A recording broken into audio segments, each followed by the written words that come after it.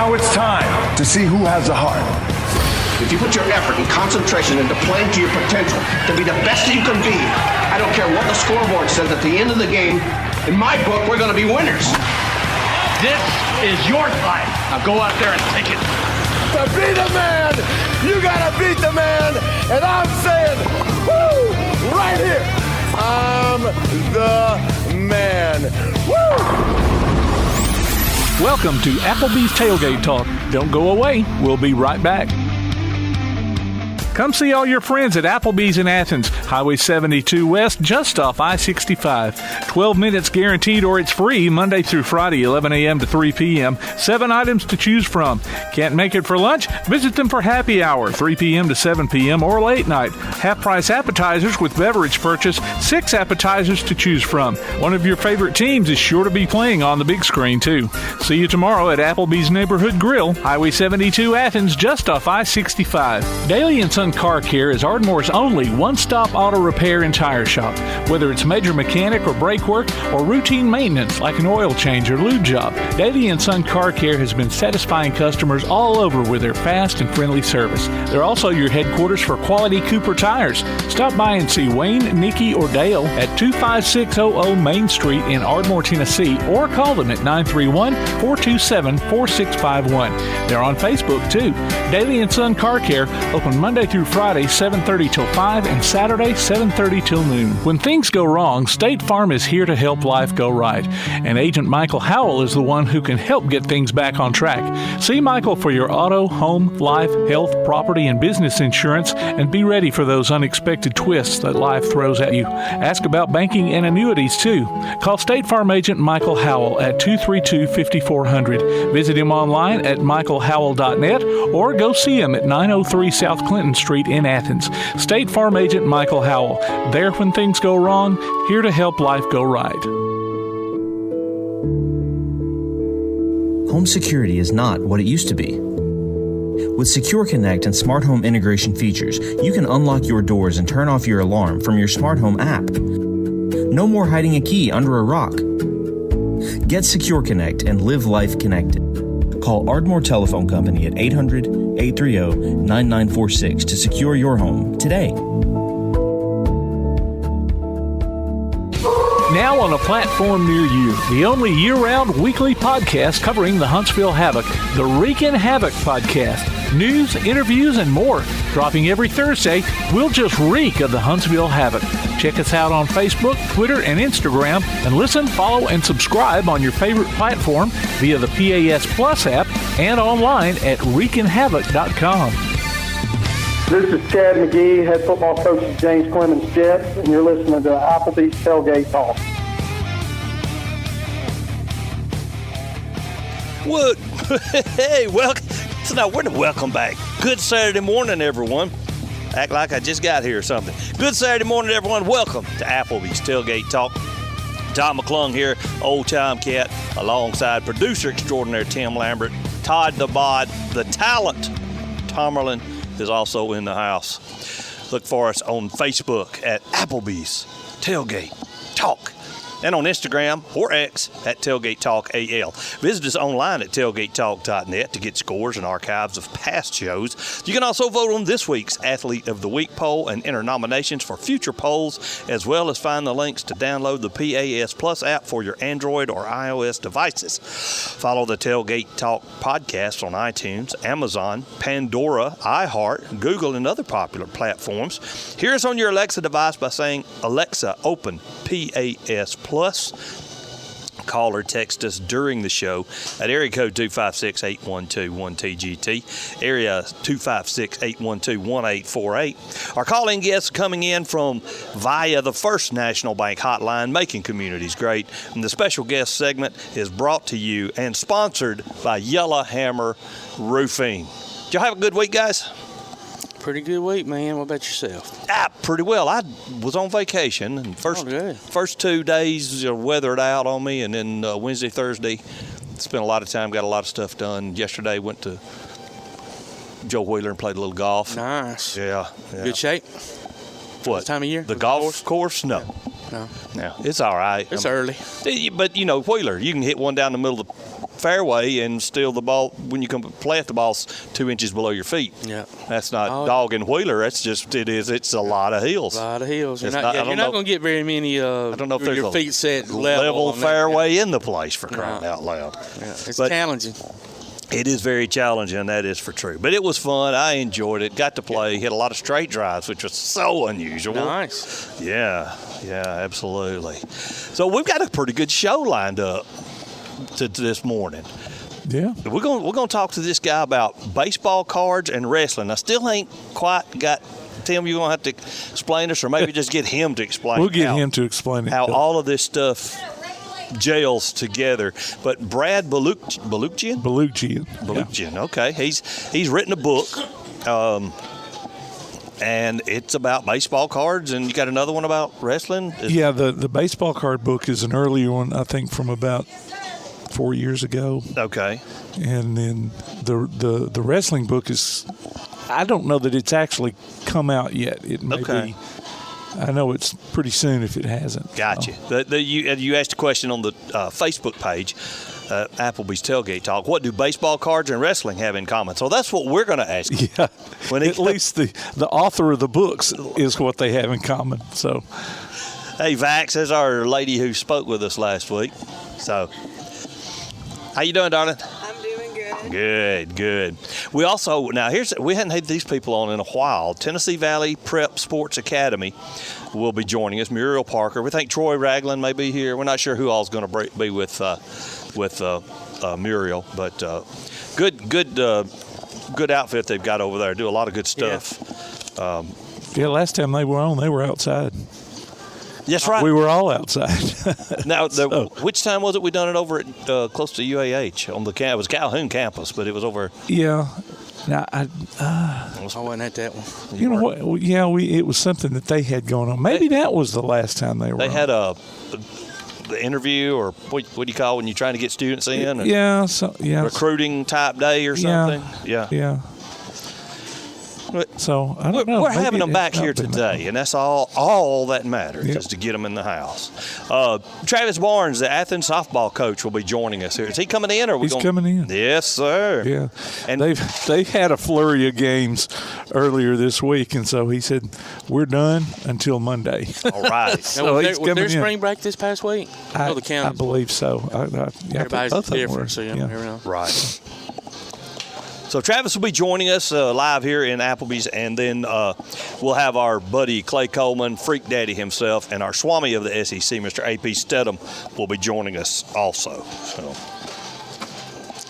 Good lineup as always. Good lineup as always. Tim hooks us up. Tim is the hook up. So having said that, let's toss it over to producer extraordinaire for Scores and more. All righty. It seemed like everybody had a flurry of games earlier this week, so we had a few stragglers yesterday. West Limestone baseball team beat Covenant Christian 7-1, but then they came back in a following game against Hackleburg and lost that game 12-1. James Clemens beat Buckhorn 12-2. That was a 5-inning game. Buckhorn kind of punched him in the mouth in the top of the first with a 2-run homer, and then that was it. Yeah. Lawrence County beat Ardmore 9-3. In softball, James Clemens got a win over Lee 17-2. That was a 3-inning game, I believe. Really? So I think in softball. I think in softball, if you get like 15 runs ahead in the third inning, I believe it is, then that's it. And so, we were out in an hour and a half with that game. So hour and a half for 3 innings? Well, that's a lot of runs, though, dude. That's a lot of runs. Yeah. Okay. So, anyway, that was it. 17-2, James Clemens' favor.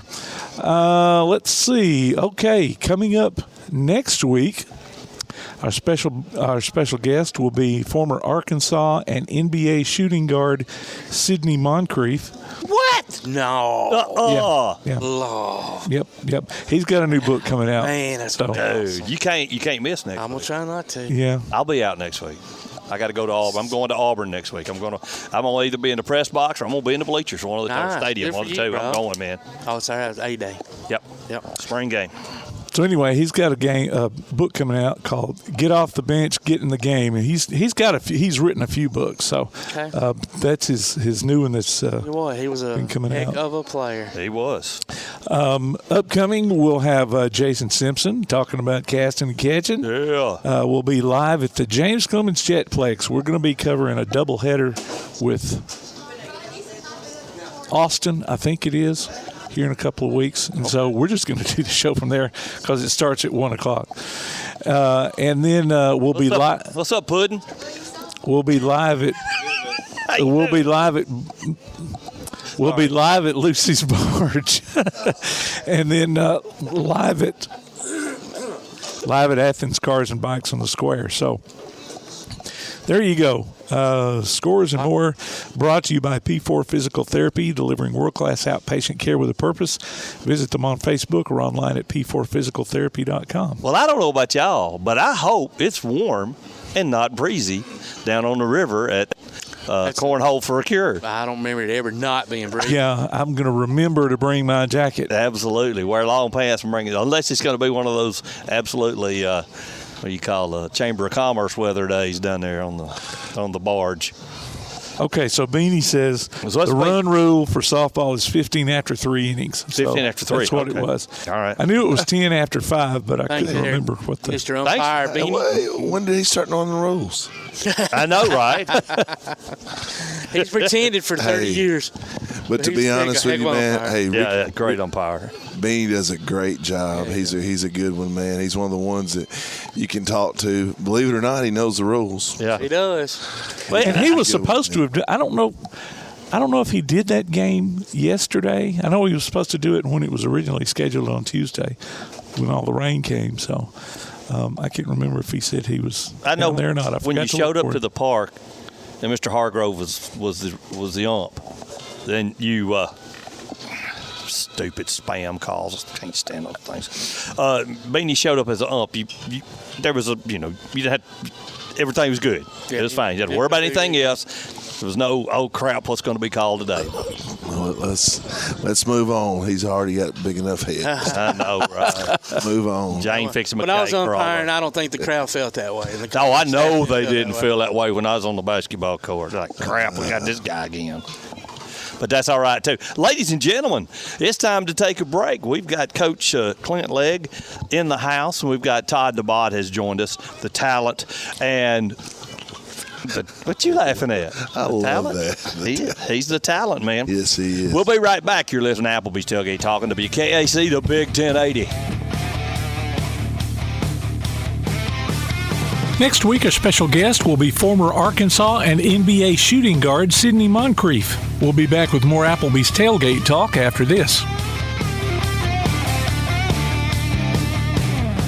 P4 Therapy is an outpatient provider offering community-based care with a unique partnership model that allows them to consistently deliver world-class outpatient care, emphasizing personalized hands-on treatment. Whether it's orthopedic, physical, geriatric, or manual therapy, sports or neuro rehab, telehealth, or most any type of muscle or joint pain, P4 Physical Therapy promises to treat you with integrity, compassion, faithfulness, and selflessness. Locations in northern Alabama and southern Tennessee. Look for them on Facebook or online at p4physicaltherapy.com. First National Bank is a name everyone in the community recognizes. We see it in our schools, in our parks, and in our homes. First National Bank is proud to help make our community great. I am First National Bank Student Advisory Board member Elijah Goins from Athens Bible School, and I love to help represent First National Bank in my community. First National Bank, making communities great. Located at 1880 Highway 72 East and 321 South Jefferson Street in Athens. Equal housing lender, member FDIC. Davis & Cole LLP in Athens has served the area assisting individuals and businesses with bookkeeping, tax preparation and filing, and routine accounting. Davis & Cole LLP, located at 105 South Marion Street. Open weekdays 9 to 5. Call 256-232-9994. Davis & Cole LLP. Your roof is the first line of defense for your home. Do you have water stains on your ceiling? Paint peeling off your walls? Shingles missing? It's probably time for you to get your free roof inspection. Locally owned and operated, licensed, and insured. Yellowhammer Roofing is the Yellowhammer State hometown team. Yellowhammer Roofing. Let our family protect what's most important to you, your family. 256-232-1933 or online at yellowhammerroofing.com. Join us this spring for James Clemens Baseball and Softball from Play Action Sports. Hear action from the Jets and Lady Jets online at PASnetwork.net, on your PAS Plus app, or on your Alexa device by saying Open PAS Plus. If you miss it, you can also catch up on the online archives and hear select games Sundays at noon on WKAC Radio. James Clemens Baseball and Softball this season from Play Action Sports and 1080 WKAC.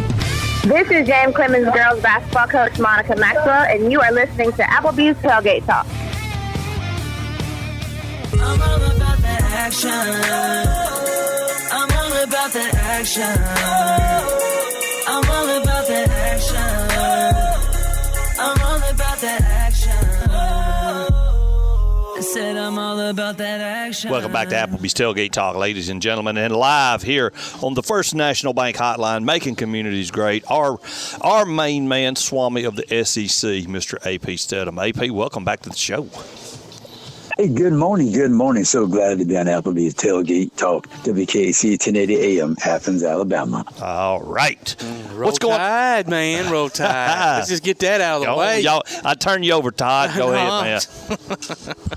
What'd you think about the basketball team?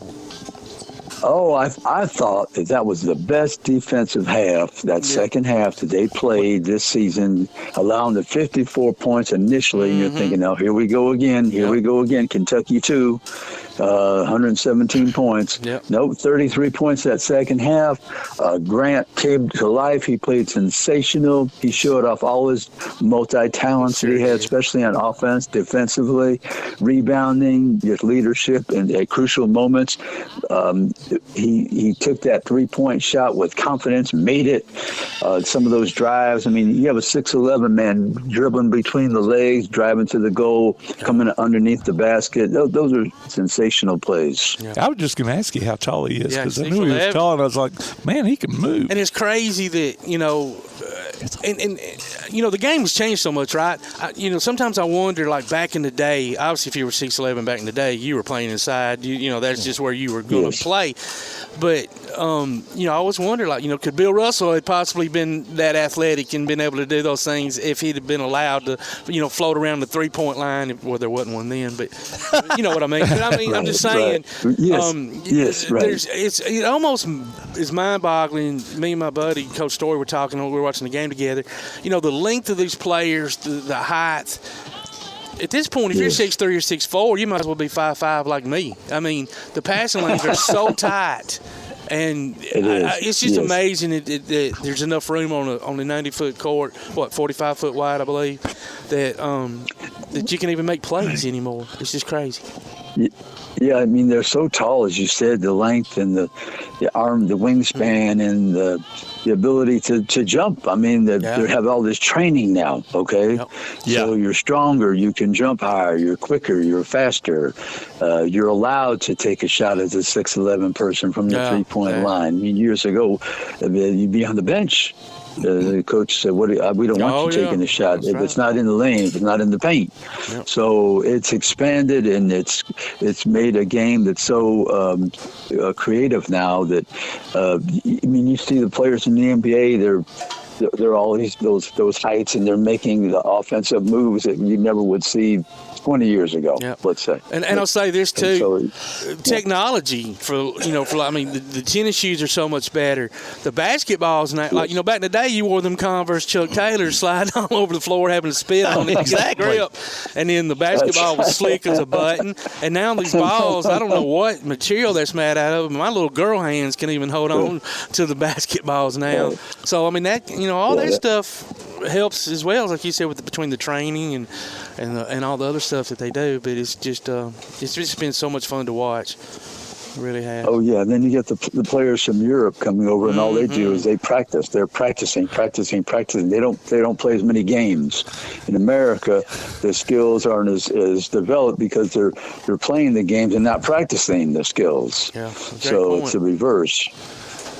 But hey, sensational game by Alabama. They're in the best position I think ever to make a Final Four. Yeah. And they got a good draw, too, from the get-go. I mean, regardless of, You think? Yeah. I mean, you know. You still had to win the games. We still had to win them, but you had to beat UNC. UNC's number 1 seed. So. I mean, that's true, but still. Right. But they didn't have to play them in North Carolina like that's happened in the past. Exactly. Right. Yep. It's a big difference. I'm going to confess, AP, Todd, and Tom, and Tim, I hadn't watched Alabama play a single basketball game this whole year. Well, you can't start tonight. I'm not. Don't worry, I'm not. Okay. That's what everybody says, man, did you watch them? Sorry. When I don't watch, when I don't even look at it, they do a pretty good job. I think they're good, but I think teams like Tennessee's great. Oh, they are. I'm just saying. I mean, that Creighton team's really good, and Tennessee took care of them. Connecticut's great. I thought Houston was, but they weren't. Houston had didn't they have a big score go out on injury? I think Bruce Pearl is where he needs to be. He's doing a great job. He's doing a great commentating. Maybe he'll quit and go into that. So we can't worry about Bruce Pearl no more. Auburn's going to reload. Auburn's going to reload next year. They'll be fine. Yeah. Always are. Yeah, they will. Auburn have a good team. Yeah, he gets his teams to compete. I still think they're as good as anybody. Yeah. I mean, they just happened to lose in this tournament. And it happens. They wasn't the only one that went out in the first round. It wasn't supposed to. Yeah, without a doubt. No, that's what makes this tournament sensational. And I don't want to see any of the automatic qualifiers not in the tournament. I don't want to see the 9th and 10th team of the SEC. If the committee already put in 8, you should be able to get your team into the Final Four. One team from the SEC, you have 8 chances. Yeah, great point. And I don't want to see the 9th, 10th, and 11th team from the SEC. No. I believe those automatic qualifiers, that's what engages us the very first weekend. Oh, Can absolutely. Oakland beat a Kentucky? Yep. Can Yale beat an Auburn? That's why you're watching the game. Yep. Right away. They did, by the way. Yeah. Yes, they did. Yes. Who knew? Who knew? See, this morning where Vandy hired the new coach. Who'd they hire? He coaches like James Madison's coach. Oh, really? Yeah. That's a good hire. That was on the SEC Network. I didn't see that. Did you see that, AP? Football? No, basketball. Basketball. Okay. Right. Yeah, really? Yeah, basketball, yes. Okay. Yeah. Yes. Yeah, they had to hire somebody, so I did see that. James Madison's had a good program. Yeah, they have a good program. In basketball, you can turn it around 1 year. Yes, you can. The transfer portal and everything else. That's right. Every year. Alabama's got almost a completely different team this year. Yeah. Alabama. And it's just, with all the people they brought so in. crazy. Like North Carolina's got a kid. I can't even think of his name now. Dadgummit. Anyway, he's playing for North Carolina, but it's his third team. He played at Stanford. Yeah. I think. Yes. He might have even played at Vanderbilt possibly before he went to Stanford. So obviously a smart kid. But, it's like third team, man. Notre Dame. It was Stanford, Notre Dame. Yeah, you're right. It's Notre Dame, Stanford, North Carolina. Cormac, right? Cormac. He put Alabama out of the tournament, right? Yep. A couple of years ago, he played for Notre Dame. They played him in San Diego. Yep, exactly. I think he had a career high at 29. Same kid. A good player from New York City. Good player, 6'5" or so. But just to be on he's tough team, defensively. Well, didn't Alabama have somebody? Started at Hofstra and then went somewhere else. I believe isn't it that the third or fourth, right? Estrada? Sure. Estrada, yeah. I forgot about Estrada. And third for sure. What's that white boy's name? Grant Turner? Yeah, it's his second team. Grant Nelson. Nelson, yeah. With the hair sticks out all over the place. Hey, have you heard anything about Reitzel possibly playing tonight, or what Pringle's situation might be with his foot? No, I didn't hear anything about that. I was involved in the press conference yesterday. I spoke to a couple of the players, but I don't know about Reitzel. But I always tell people, look, unless he's a superstar player, somebody else gets those opportunities. They do. And we saw what happened the other night. Okay, those people got more shots. They all scored, what was it, about 15 or above? Yep. 4 players. So Alabama has plenty of shooters. They do. You'd like to have Reitzel because, in other words, if he didn't shoot well the other night, then maybe this is his night to shoot well. Yeah. That's what it concerns me about basketball. Well, plus it's 5 more fouls on the floor, too. That's, this time of year, if you get in foul trouble and you're already shorthanded, you're really in trouble. But yeah, that makes a great point. You're right. Somebody's got to step up and do it. No, so their opportunity. I don't get concerned about unless he's a superstar that you must have them. Yeah. At Alabama right now. Where'd we go? Losing right now. Okay, say that again. We lost you, AP. I'd hate to lose Grant Nelson. Right now. Oh yes. At this he is integral to everything. He's playing with such confidence. Yeah. And I love that defensive game plan where he was not on Baycott. He was not on Baycott most of the game. He was the double team person. Okay. Because I think he would have fouled out. I believe he would have fouled out. Probably would have. I think so. Yeah. I saw North Carolina play this year in person. Okay. And I knew that, and I saw Baycott play in the Final Four 2 years ago. How'd you like that? Here's a stat for you. On the same night, on the same court, Davis Love and R.J. Davis were 0 for 9, 0 for 18 together. Wow. One for Arizona, one for North Carolina. They both played in the backcourt when they played in the Final Four 2 years ago in New Orleans, and I was there. But they were 0 for 18 together on the same night in the same court. You wouldn't have thunk it. Nope. Well, AP, no way. No way. Tell us where we can find you, buddy, and how things are. Who all you got coming up this week? Yeah, AP and Kelly as we see it, and you can find us on radio stations around the state. We always print that on our Facebook pages and Spotify. We're on every episode is there. And this week we're going to be basketball oriented. I will be in Phoenix, I'll tell you that. Awesome. So next Saturday when we speak, hopefully we have a team from the SEC. That's I'd like to cover an SEC team in the Final Four. Man, yeah, they haven't been there since 2017, South Carolina. So that's a drought right now. Well, Auburn was in 2019. Auburn was in the Final Four. Oh yeah. Don't forget my boys. Virginia double dribbled. Remember? You're right. Oh my God. Yeah, they should have won it. Yep, you're right. I forgot about that. Pat Adams blew that call. Yep. Sure did. Auburn had a great team. Yep. Auburn had a great team. Really love that. Absolutely. Well, buddy, thank you so much for joining us, and safe travels. Yep. Bud. Okay. Have a great time, man. See you. Thanks, man. Thank you. Now. All right. Now. Our Swami of the SEC, ladies and gentlemen, Mr. AP Steadham. It's time to take a break. You're listening to Applebee's Tailgate Talk on WKAC, the Big 1080. AP Steadham, Heisman Trophy voter, Maxwell Award voter, and Biletnikoff Award voter can be heard weekly on the AP and Kelly As We See It podcast on Anchor and Spotify. He can also be found on Facebook and Twitter. We'll be back with more Applebee's Tailgate Talk after this.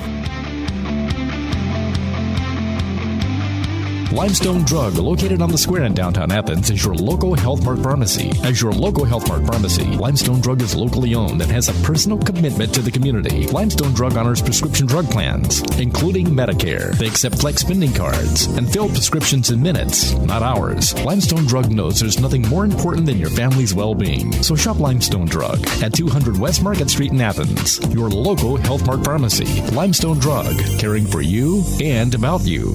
Bring a little caffeination inspiration to your next event with Travelin' Tom's Coffee of Athens. Turn up the heat in these cooler months with their signature products, including a full coffee menu, white chocolate mocha, lattes, frappes, energy drinks, lemonades, and teas. Travelin' Tom serves events of any size, concerts, neighborhood block parties, high school football games, you name it. Travelin' Tom's Coffee of Athens is sure to make any event a little sweeter. Visit Travelin' Tom's Coffee of Athens on Facebook or call them at 434-1734.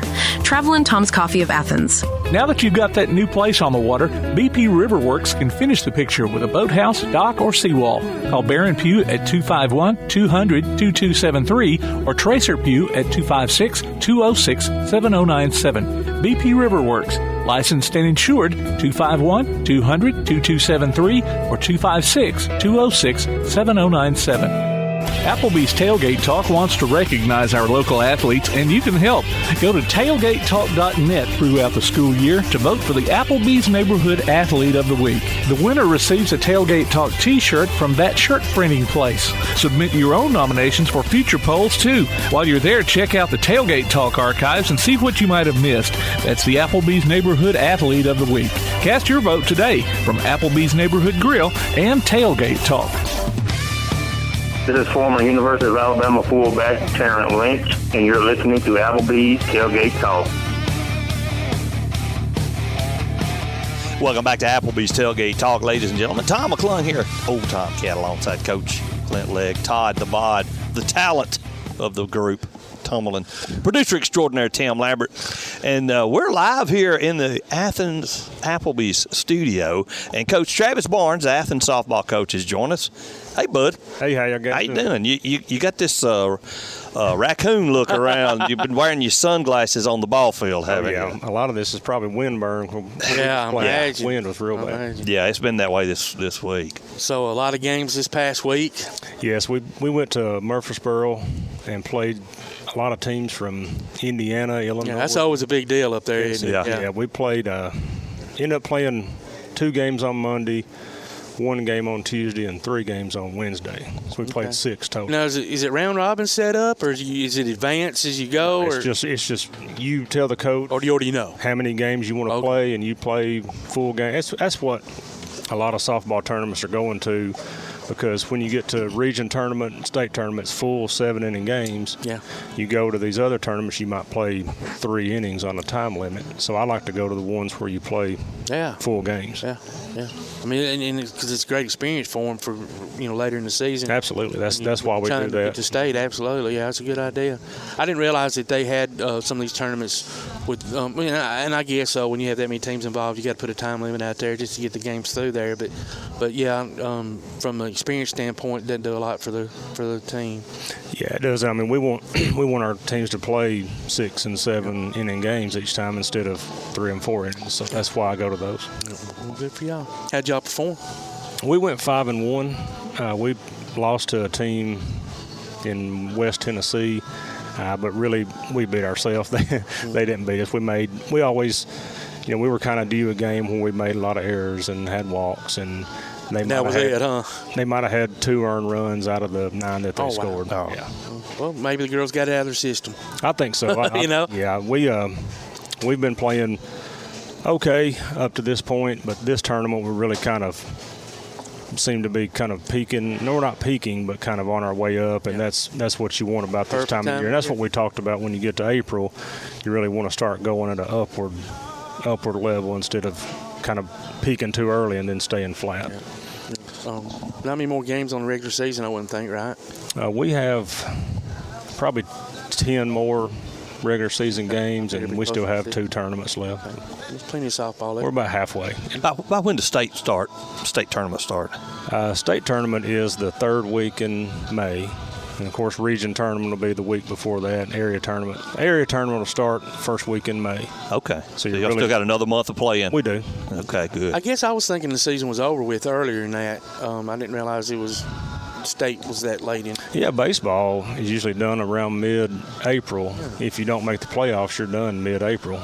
And then from there, baseball, with all their pitching regulations, they'll just play a 2 out of 3 series every week. That's why baseball regular season ends early, but softball, we go all the way to May. Nice. Now, are there any pitching regulations in softball? It's the natural motion. You can have a pitcher throw every inning of every game if you want. Wow, if she can do it. Yep. Coach, I saw on the news flash is Facebook, man. You can find whatever you want to do on Facebook. So y'all got the home run ball going up there. I saw several hit some, and some that really got hot, man. I saw did Lily Lowry, did she have like 4 one day? Is that right? She actually hit 5. Wow. She hit 5 home runs. Wow. That's a groove there. Yeah, we hit. You seeing it? 12 as a team in those 3 days. Oh, wow. Yeah, she hit 5, and Morgan hit 3, and Amaya hit 2, and Carly hit 1, and Caitlin hit 1. Man, that's a special day there. Stroking right there. No doubt. That is stroking it. that's what Coach is not saying is they got young coaches doing a great job. Coach Tedford and Coach Barnes here, great coaches, man. They do a great job, and they're winning despite of they're having to pitch 8th grade girls that's not used to. They're playing 6A. You play 6A, 7A softball. The competition level is obviously high, as good as it can be. And they're winning despite of, and I ain't saying despite. I don't mean it ugly. I mean it like it's inexperienced pitching when they don't hit their spots against good ones. Like case in point, West played Athens the other night, got beat 15-14. When you don't hit your spots against Athens' 1 through 5, 6 hitter, it's going to go from here to Christian across the street. And it's just it. When you got good hitting and they got good, to be a pitcher for Athens, just throw something, let them hit it on the ground, you're out. Yep. Like we used to say about that old Reed Field and right field, go from here to J.D. Swanner's store. That's right. I tell you what, man, it sounds like the future's in pretty good hands, though, having a pitching staff like that. Yeah, we have, which we're a good mix of veteran players and extreme newcomers. We have 2 seniors, 2 juniors. We have 4 sophomores, and I'm just talking about the varsity. Yeah. We have no freshmen. We have 2 8th graders and a 7th grader. Wow. Playing on the varsity. So we've just kind of thrown them. No, we have 3 8th graders. I'm sorry, 3 8th graders and a 7th grader. That's awesome. So we've kind of thrown them in the fire, like Coach Legg said. Now, do you have a middle school team, or are these 7th and 8th graders just good enough to move up? We do. We have a middle school team. We have a JV team. Okay. And a high school team. But they're that talented. Yeah, they're having to step up, and I've just thrown them in the fire, and I'm treating them like they're a junior or senior, and I'll get some tears every now and then. Part of the deal, you know. Where I'll get on them. But you could probably make me cry, Coach. You know, I'm a 58-year-old man. Without calling any names or anything, but I mean, did you early on experience any, I hate to start animosity, but just, or jealousy, but, 7th and 8th graders, that's young when you're a junior and a senior, and you're like, she's taking my spot. Well, that's kind of hard to work all that in. I was afraid of that, but not with the leadership. That's great. Those girls have just pulled them along. You should see them in practice. I mean, we're a team that good teams, great teams, the players actually coach. Yeah. And I've got some older girls that'll coach these young girls. And we started off 1-5. So we took some lumps early, but these young girls are starting to develop, and we're actually 13-6 now, I think. So we've actually come along. We've won like 7 of our last 8. So that's good. That's really nothing to do with me. That's these older girls taking these younger girls and teaching them about how we play. And that's huge for those older girls to, because it is a team sport. It's a team sport. And as a team, you should want to win. Mm-hmm. Whether it's the 7th grader on the mound or 8th grader on the mound or all senior, whatever. So that's pretty phenomenal that you get those older girls doing that. Yep. Coach, I tell you, it's it's tougher with girls because those older girls that drive and those girls that are seniors, it gets their spots taken by. I got a 7th grader that's out there, and I tell her, you do your thing, you hustle better than anybody they got out there, and don't get caught up into those girls, the girl drama that could happen when you're a 7th grader taking some of their spots. Yeah. But when you got people like Amaya and Morgan, Coach Barnes' daughter, Coach Tedford's daughter, Lily, and those girls that lead them in the right way, and I know that's what they're doing, man. Yeah. They're leading them in the right way, always encouraging, because it's tough to be a young kid trying to pitch against the Hartzels and the Hazel Greens where it don't go so good. You're all right because sometimes you just miss a spot and they're going to hit it a long way. Clint brings up a great point. Especially playing some of these bigger programs.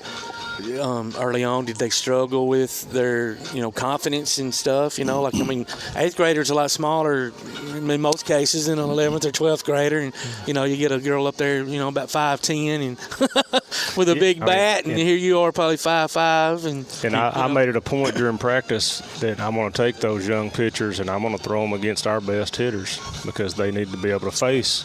Because we played Hazel Green, gosh, it's been 3 weeks ago, and they beat us 13-4. I mean, they beat us really bad. I mean, but confidence I always talk about is confidence to me is. I tell the girls it's how you talk to yourself. You don't get confidence from anybody else. Your confidence, it's got to be within. It's how you talk to yourself. If you talk to yourself negatively, you're not going to have confidence. And, with those girls, having to face our batters in practice, it helps them learn, just like Coach Legg said, if you miss a spot against Hazel Green, it's going to be hit a long way. Yep. And these girls are we started off, they were really inconsistent. They were wild, a lot of walks, and I was telling them, hey, we're just going to pitch the contact. We're not going to get a lot of strikeouts, but we've got an excellent defense behind you. So you got to rely on. We're just we're just forcing contact is how we preach to them. You've got at least one that's going to play at the next level, don't you? Oh, we have. Yeah, Morgan Stiles, she has actually signed with Mississippi State. Okay. We have two juniors. Don't like that school. Yeah, we have two juniors. Maya Green is committed to Western Kentucky. Okay. And Lily Lowry is committed to Florida Atlantic. Okay. So that's three. Wow. Spread out. Division I. Kentucky, Starkville, Orlando. That's right. Yeah. Okay. I was thinking about Morgan, but I thought. Florida, Orlando. I thought I had heard Florida Atlantic. Florida Atlantic's Fort Lauderdale. It's Boca Raton. Yeah. I don't know how her mama's going to deal with that long drive to go see her. Boy, they're a really tight family. Yeah, Boca will make everything fine. Make everything good. He'll make everything wonderful, man. Yeah. Find you a place down there close to the beach Coach mile. will tell you, too, man, they're in a tough area because they're going to – Hartzell's got the girl going to Auburn to pitch, and someone's making really spin it. Yeah. Yeah, her sister is a catcher. She's going to Auburn as well. Their sister's pitcher and catcher. I hope Auburn finally gets them a decent softball coach. They had one and he got fired, right? Mm-hmm. Yeah, well, there was things. I thought that guy was really good. You talking about the last one, the old man, recent? Clint Myers. Yeah. There was things going on. That was his son. Yeah, it wasn't him. I know, but you know how that. You can't let everybody go, can you? He is. You know how it is, Clint. You're responsible for everything. I reckon so. Yeah. So speaking of area, how many area games? And yes, he was a great coach. We played two. We're 1-1. Okay. We've beaten May Jemison and lost to Hazel Green. Okay. And who all's in your area? Hazel Green, May Jemison, and Columbia. Okay. So us and Hazel Green are probably are the two best. Battle it out. Okay. Hey man, I'm just gonna tell you guys, you got nothing to do. You want to go see some good softball in Athens at a nice place. Yeah, get up there and check them out. Huh? Yeah. I get to go watch West a lot, but I have to go watch Clements a lot. But if I had the more time, I'd definitely like to watch what Athens got a good Coach show. Legg brings up a great point too, man. Y'all got some of the best facilities around. Yes, my goodness. It's awesome. I'm happy for y'all. Happy for the girls and the guys. Like baseball fields. I mean, the one we played on years, before you were born was awesome too. But but yeah, man, it's just so nice up there, and everything's just put together well. Plenty of parking. Where did y'all play Athens when you played them? And the one over there by the swamp, Oh, okay. Well, we played them once. I don't know if something was going on. We played them at the old college baseball field. We played them there a few times at Athens State. Yeah. Yep. Sure did. It was a big outfield. Yep. It's a big out, especially when you play center field. It's a big outfield. So, moving forward, say, the area's done, win, lose, whatever. Where do y'all play? What's the next step after area? So area tournament, you'll play the top two teams go to the region tournament. Right. Our region tournament is in Florence. Okay. Yeah, so the state has 4 regions, and we're in the north. Okay. So we'll play. Now, they move it around, or is it always in Florence? It's been in Huntsville for years. It was at the Lagoon Sportsplex there. Now they moved it to Florence. And there'll be 8 teams. And of course, in every classification, we're 6A, so we'll have 8 6A teams. The top 2 out of that region go to the state tournament. Nice. Where there'll be 8 teams. Well, Coach, wish you the best of luck, man. Thank you, sir. Keep playing, keep swinging. Girls keep pitching. Yep. And, thank you so much. Best of luck. Hey, man, glad you joined us. Appreciate you coming in here. You'll have to come up here after you win it all and show us the trophy. Absolutely. We will. Just like we did a couple of years ago, wasn't it? 2 years ago, yeah. Well, ladies and gentlemen, it's time to take a break. You've been listening to Coach Travis Barnes, Athens softball coach. And it's, like I said, time to take a break. You're listening to Applebee's Tailgate Talking to WKAC, the Big 1080.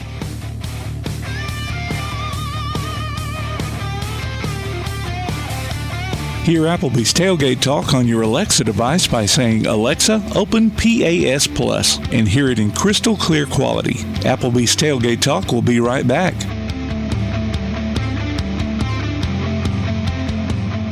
Come see all your friends at Applebee's in Athens, Highway 72 West, just off I-65. 12 minutes guaranteed or it's free Monday through Friday, 11 a.m. to 3 p.m. 7 items to choose from.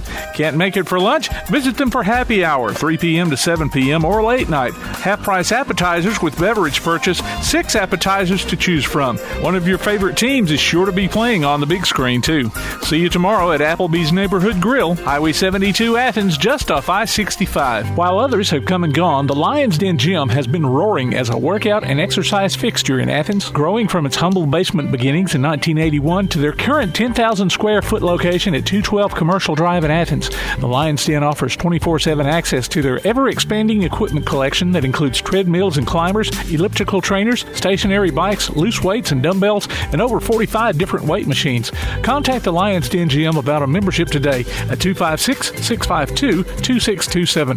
Visit them online at lionsdengym.com or on Facebook. The Lions Den Gym, 256-652-2627. When things go wrong, State Farm is here to help life go right. And Agent Michael Howell is the one who can help get things back on track. See Michael for your auto, home, life, health, property, and business insurance, and be ready for those unexpected twists that life throws at you. Ask about banking and annuities, too. Call State Farm Agent Michael Howell at 232-5400. Visit him online at michaelhowell.net or go see him at 903 South Clinton Street in Athens. State Farm Agent Michael Howell. There when things go wrong, here to help life go right. Keep up with local school, travel, youth, and amateur sports throughout the week with the Play Action Sports Update.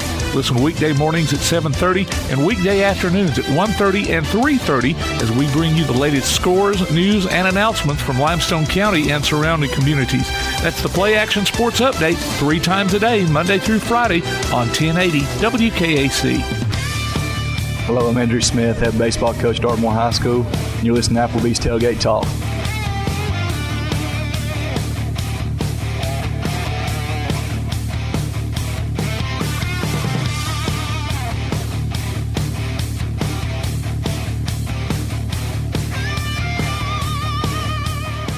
You heard the introduction. None needed from me. Freak Daddy Clay Coleman. Nope. What? Wait a minute. Time out. I forgot the intro. I was on the phone talking to Clay and I just forgot it. So, well, let me back up again, ladies and gentlemen. Welcome back to Applebee's Tailgate Talk. So let me just go ahead and do it. You want to do that? Okay. Yeah. Well, you do it that way then. When you're born in this world, you're given a ticket to the freak show.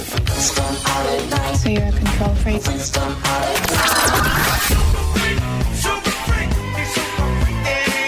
It's just a freak show anyway. Freakazoids. Robots. Here we go now. Freakazoids, robots. Please report to the dance floor. Freak Daddy himself. Hey, buddy. Good morning. You know, it's not how you start, it's always how you finish. That's what they say. Right, there we go. Kind of like Kentucky basketball and Alabama basketball, right? Kentucky, yeah. Kentucky's on with me, they're on a 1-year suspension. I've suspended them for a year. No, don't do that. Don't do that. Preemptive strike, and we'll see what happens. Cal gets his one more year to try to figure it out, and if they can figure it out after that, I'll bring him back in the fold. Do you think Cal will be there next year as head coach? Oh, yeah. Oh, no, yeah. They've already come out and said that he's back for one more year, okay. Yes. But, I mean, he kind of did the, I've let you down, I apologize, but I'm going to be better kind of thing. So, yeah. Bruce? But, I mean, in that situation, it's like, who do you get? Exactly. Bruce just told everybody. Like Alabama, they got. No, you go ahead. You go ahead, buddy. No, I was saying just kind of like Alabama. I mean, whether or not DeBoer was the guy that everybody wanted. Who are you going to get? They're going to. Who do you get to backfill the greatest coach of all time? Now, I wouldn't put Cal in that same level, but I don't know of many basketball coaches that are out there that have that personality that he has kind of set. What other coach you bring in that has Drake and all these rappers and people. You know, it's just a different atmosphere. Yeah. So either way, it would be a letdown. So I don't know. Like I said, basketball's changed, sports has changed, and you're seeing it where you get all these teams that are losing, and you're like, how did they lose to this team? But there is a lesson to be learned of, hey, you don't necessarily have to be the best athlete, but if you can put together good coaching and understand basketball IQ, you can beat a lot of people. Yeah, I can tell you, this is why Auburn fans love Bruce, all right? Chad Baker throwed the elbow, whether he should have got flagrant 2, flagrant 1, whatever. He made the mistake, right? Bruce held him to it. He held him to that mistake he made. Chad apologized for it more than once. And last time he come on a press conference interview, he's like, leave my son alone. We're moving beyond it, okay? If anybody keeps doing it, block them on social media. Don't do it. So, I mean, there's I'm just a big fan of Bruce Pearl. So. Yeah, no, absolutely. So we'll see. Yeah, but I've had to, and no offense, I did have a lot of Alabama fans that have come out of the woodwork that have never talked to me about basketball. Now, there's a lot of fans I have that do talk about basketball, and I will give them all the credit in the world, but I've had a lot that have come out that I'm like, who are you? That's with any fan base. They hide. They hide and don't say nothing while nothing's going on, and all of a sudden they're the super fan, But I told one buddy of mine, I said, hey, he's a big Alabama fan, and I said, hey, here's the deal. I said, I'm not this kind of person. I said, but you forced me. I said, eventually Kentucky's going to beat Alabama in football one time. And I said, when they do, I said, have you ever seen those people that get the over-the-hill parties where they fill their yard with crows or flamingos or whatever? I said, your yard is going to look just like that. Oh, man. Except it's going to be blue, royal blue. Right, absolutely. Let's talk a little bit about the Havoc going on. What's happening with them? Yeah, big win last night. Some folks thought we had a forfeit, and some folks. Why forfeit? I didn't hear about that. All right. Apparently, people in Knoxville do not know how to enter in the data into the said database that lets scores out. And it should have been a 5-3 final, but it came out as a 1-0 forfeit, but still had all the goals, and it caused a lot of chatter and stink on the.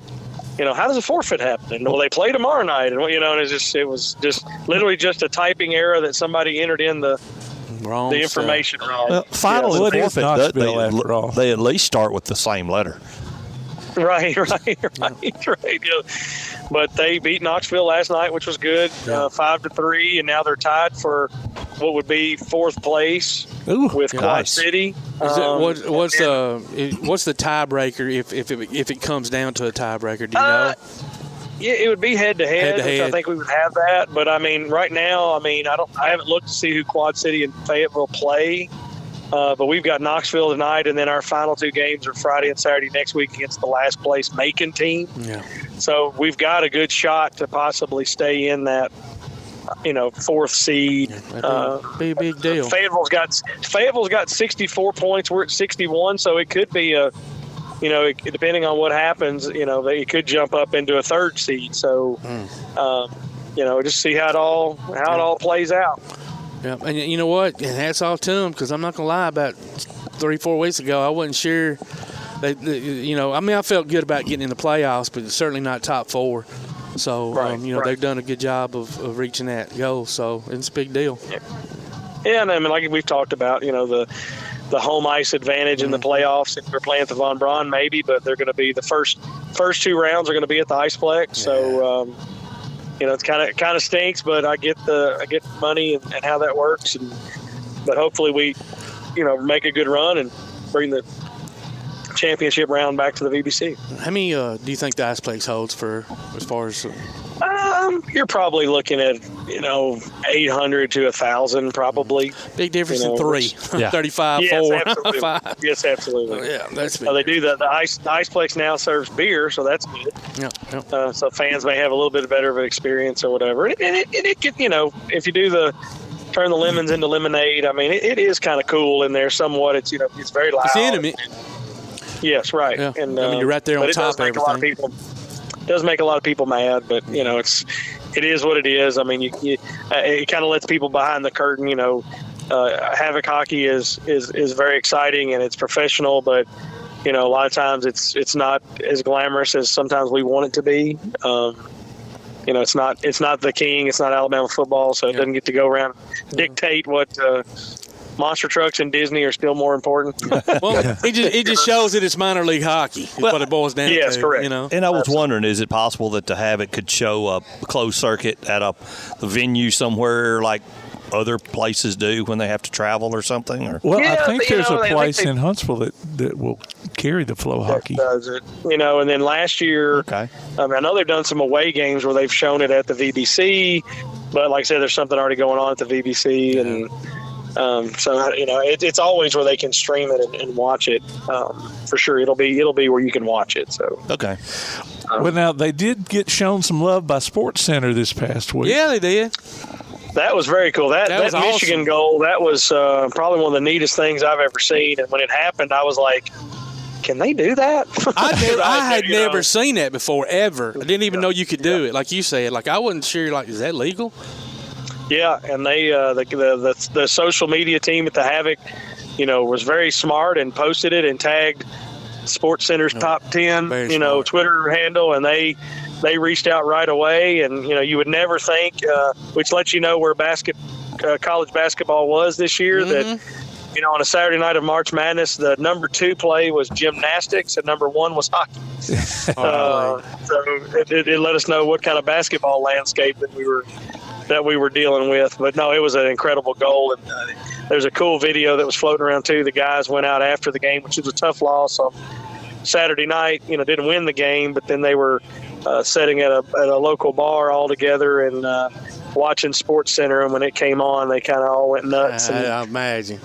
Kind of a cool thing to be the number 1 play on Sports Center. Yeah, I bet I rewound it like 8 times. Just like, can you do that? How cool is it? I know, right? Yeah. It was just awesome. And it looked like something Rob Lowe would have done in Youngblood, and you're like going, ain't no way. Yeah, well, I've seen some people that and I don't know the rules in a shootout, but I've seen one where in like a minor league type kind of situation, junior league, where a kid actually picked the puck up and spun around and they allowed it. I just don't know the rules on what you can and can't do, and but it's a play that it was pretty tricky and it worked out really, really well. So he knew he could do it. He knew he could do it. Yeah, absolutely. It was planned. It wasn't that kind of thing. You can't just it's not accident. That was planned, practiced for sure. Yeah, when I watched the replay there at the VBC, I was like, how did that go in? I couldn't even tell until I watched it online. So they done it on slow mo, exactly. And then of course, you got this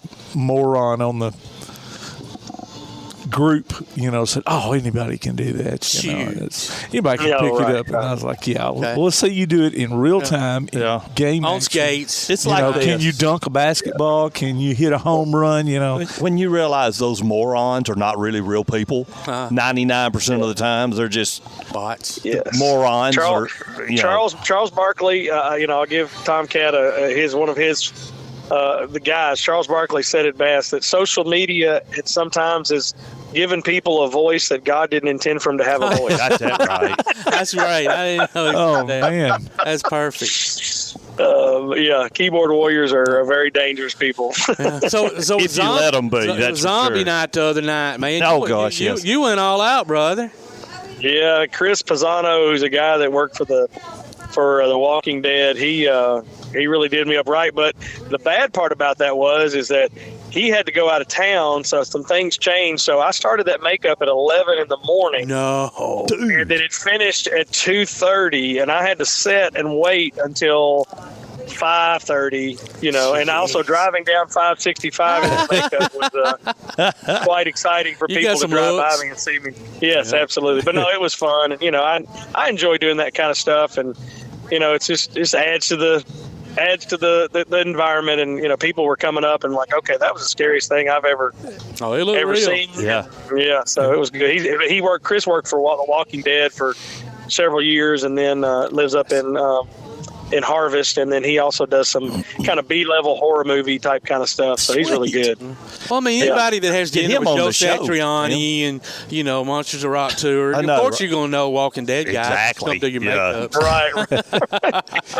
That's one thing I got. If my bank account matched all the people I know, I'd be good. You'd be rolling, my 401 Clay is lacking. I like that 401 Clay. That's cool. It looked like you had something over your mouth whenever you showed the finished product, and I thought, well, how's he going to be able to be heard on the microphone tonight? But yeah, he had this zombie gas mask kind of look, and I ended up taking that off because I couldn't talk with the microphone to it. So the rest of the game I did that without it. But yeah, it was pretty cool. He did a really good job.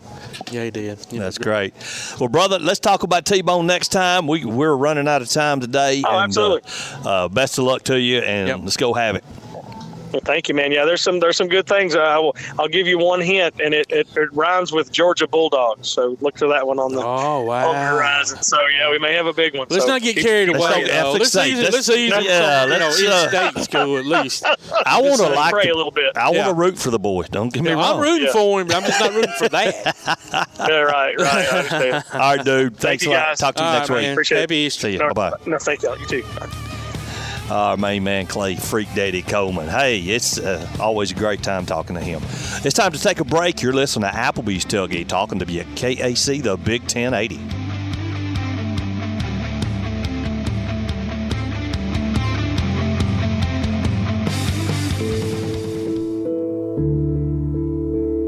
Home security is not what it used to be. With Secure Connect and smart home integration features, you can unlock your doors and turn off your alarm from your smart home app. No more hiding a key under a rock. Get Secure Connect and live life connected. Call Ardmore Telephone Company at 800-830-9946 to secure your home today. P4 Therapy is an outpatient provider offering community-based care with a unique partnership model that allows them to consistently deliver world-class outpatient care, emphasizing personalized hands-on treatment. Whether it's orthopedic, physical, geriatric, or manual therapy, sports or neuro rehab, telehealth, or most any type of muscle or joint pain, P4 Physical Therapy promises to treat you with integrity, compassion, faithfulness, and selflessness. Locations in northern Alabama and southern Tennessee. Look for them on Facebook or online at p4physicaltherapy.com. Daly & Son Car Care is Ardmore's only one-stop auto repair and tire shop. Whether it's major mechanic or brake work or routine maintenance like an oil change or lube job, Daly & Son Car Care has been satisfying customers all over with their fast and friendly service. They're also your headquarters for quality Cooper tires. Stop by and see Wayne, Nikki, or Dale at 25600 Main Street in Ardmore, Tennessee, or call them at 931-427-4651. They're on Facebook, too. Daly & Son Car Care, open Monday through Friday, 7:30 till 5, and Saturday, 7:30 till noon. Limestone Drug, located on the square in downtown Athens, is your local Health Mart pharmacy. As your local Health Mart pharmacy, Limestone Drug is locally owned and has a personal commitment to the community. Limestone Drug honors prescription drug plans, including Medicare. They accept flex spending cards and fill prescriptions in minutes, not hours. Limestone Drug knows there's nothing more important than your family's well-being. So shop Limestone Drug at 200 West Market Street in Athens, your local Health Mart pharmacy. Limestone Drug, caring for you and about you. PASnetwork.net. It's now your gateway to the Play Action Sports Network. Whether it's Play Action Sports coverage of school, youth, and amateur sports from Athens and Limestone County, or Calhoun basketball, James Clement Sports, and Applebee's Tailgate Talk via PAS Plus. PASnetwork.net. Follow the links to download apps to hear live streams and podcasts, enable Alexa skills, or listen live on your computer. Covering Athens and Limestone County area sports, PASnetwork.net. Hi, this is former NFL quarterback Don Horn, member of the Super Bowl II Green Bay Packer champions, and you're listening to Applebee's Tailgate Talk.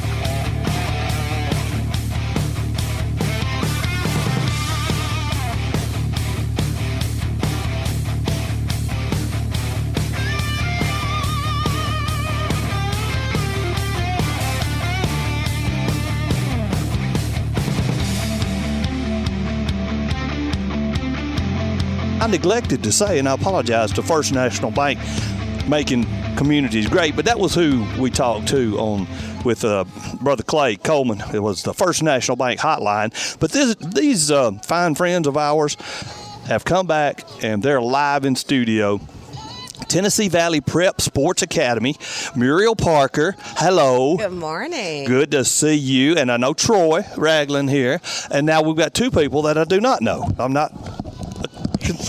don't think I've met y'all yet. I may have. But young ladies in Auburn grad, so y'all got, y'all can talk about whatever. Rest of us will keep to ourselves. Put that microphone up. There we go. I'm Coach Sherell Robertson. I'm from Huntsville, Alabama. I am the head boys coach at Tennessee Valley Prep Elite. Sherell Hobbs Robinson. Okay. Coach Sherell is what they call Coach Sherell. Okay. Now, did you grow up here, Coach? Yes, I graduated from Johnson High School. Okay, nice. Okay. And I got a 4-year basketball scholarship to Auburn University. Yeah. Awesome. Who'd you play for? Who was your coach? Neil Fortner. Okay, Coach Neil? Mm-hmm. Sweet. And I won the SC championship. Yeah. Yes, you did. Yes. War Eagle. War Damn Eagle. Absolutely. Gross. Oh, shut up. You shut up, Todd. That's all right. And our male friend over here. My name is Quantez Robertson. And I'm the assistant coach for Tennessee Valley Prep Elite. And Sherell Robertson is my wife, and I'm her assistant. Oh, really? So assistant at home and assistant at the job. Oh, my. And don't listen to this guy. He will get you in trouble. I'm saying he knows his role. I know my role. And I also graduated from Auburn University as well. Right. Well, another War Eagle at you. Yeah. And I'm finally get some friends in here, right? See, I'm the only Albie on the show. Everybody else has got these. And you see what color they're wearing. Roll Tide. That's right. And I'm originally from Cincinnati, Ohio. Oh, wow. Cincinnati, Ohio. Yeah, you don't sound like you're from here. And I played for Coach Jeff Lebo down there. You played for Coach Lebo. Okay. Yes. All right. Yeah. Do you enjoy that? That's cool. Yeah, it was challenging, but struggle. I had to do what I had to do to try and help the team and the school win some games. What years were you there from? I was there from 2005 to 2009. Okay. Not some of the good years for basketball at Auburn at one point. But after Coach Ellis left, sorry about that, brother. After Coach Ellis left, it was a couple of dry years there going on. But hey, you come in. Anybody that goes and plays college athletics. My son played college athletics. You have my ultimate respect because it's not easy. Not easy. Not easy at all. Well, now y'all are throwing around the term Tennessee Valley Prep Elite.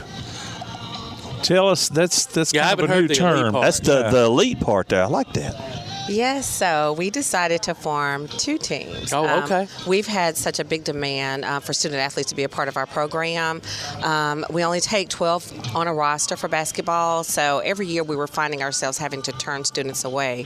So to meet that demand, we put in place a second program. So we have Tennessee Valley Prep Premier, which is led by Coach Troy Ragland, and Tennessee Valley Prep Elite, which is led by Coach Sherell. Now, is this 2-year or 4-year program? It's 2-year, right? It's 2-year, but we try to get our students in and out the same year. Oh, wow. I don't want you to come to me and stay 2 years. So it's my goal to get you recruited out that first year that you come to our program. Thus the prep part of the name. Absolutely. How y'all go about recruiting? I mean, do y'all find more people are coming to y'all? Y'all going out and seeking more? Initially, we went seeking those individuals. Now, y'all have grown. Yes, it's crazy. We've had over 700 students to apply to our program for this year alone. That is great. How in the world do y'all cull that down to a manageable number? Sort it out, exactly. Now we've gotten ourselves to a point where we literally have to go and review film and see if they are a good fit for our program, and also see if we can help them on their process of getting recruited out. Yeah. So we've gotten to a point where we have to narrow down different decisions in terms of who actually comes to be a part of the program. A lot of work. Yeah. A lot of work. Yeah. Up to this point, what do y'all think y'all's success rate has been as far as them moving on to the next? It's been awesome. Football and basketball. I know last year with our team, you had how many? 12 on the roster, and how many went out, Coach Troy? 8. Yes, the year before, last year, yeah. That's awesome. I had 8 kids signed out of 12. Wow. Man, that is great. That's doing the job right there. And with football, it's the same. One of our success stories, we had a student here from Thompson High School. He was all the way from Thompson. Yeah, he was very good. Sure. But that transfer portal just messed him over. He came to us. He did have some D2 NAIA offers and stuff coming to us.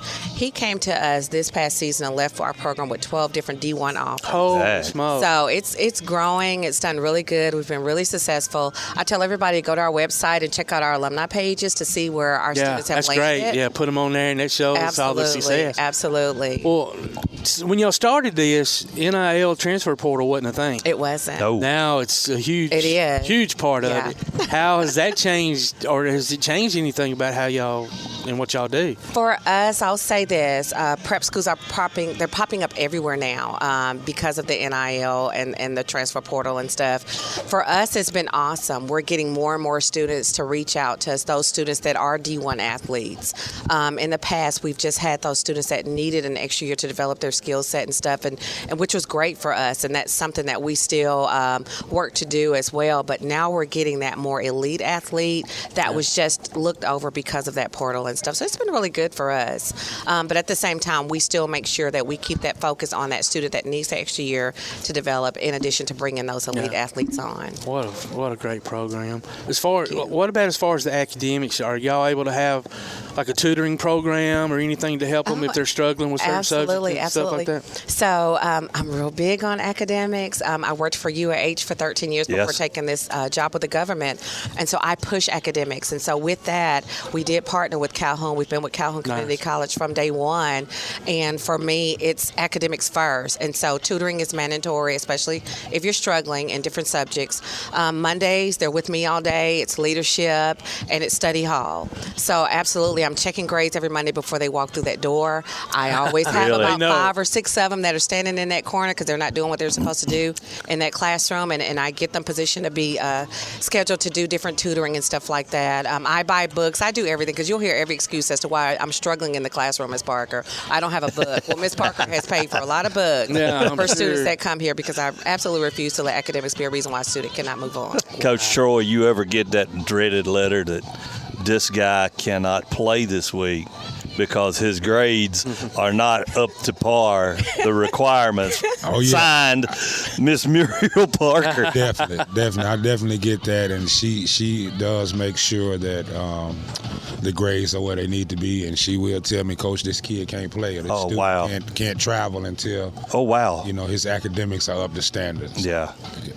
But that accountability is what it's all about. That's teaching adulthood and responsibility for moving on. For years later, and tough lessons we all had to learn back in the day. But we did and had to. But it's great that y'all are doing that, because now, especially with that NIL, sometimes they just money's great when you're 18, 19, 20, whatever, but that ain't gonna last you your lifetime. And y'all are putting them in a position for adulthood. So now, where do y'all play y'all's basketball games at Calhoun? Or do y'all play, or just travel? I imagine a lot. We normally play our home games at James Clemens High School. I do that. That's right. And but for the most part, we travel on the road. All right. What about football?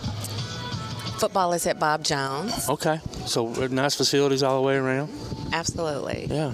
How many kids are on the football team generally y'all carry? Football, we try not to do more than 50 to 60 on the roster, and the reason being is because every student has to have film on themselves, and not just film, it has to be quality film. Yeah, can't just. And so it's hard to sub all of these different students in and out without changing the momentum of the game, and so we try not to take more than 50 to 60 athletes. Yeah, which is a good idea. Everybody gets some playing time, can show what they can do.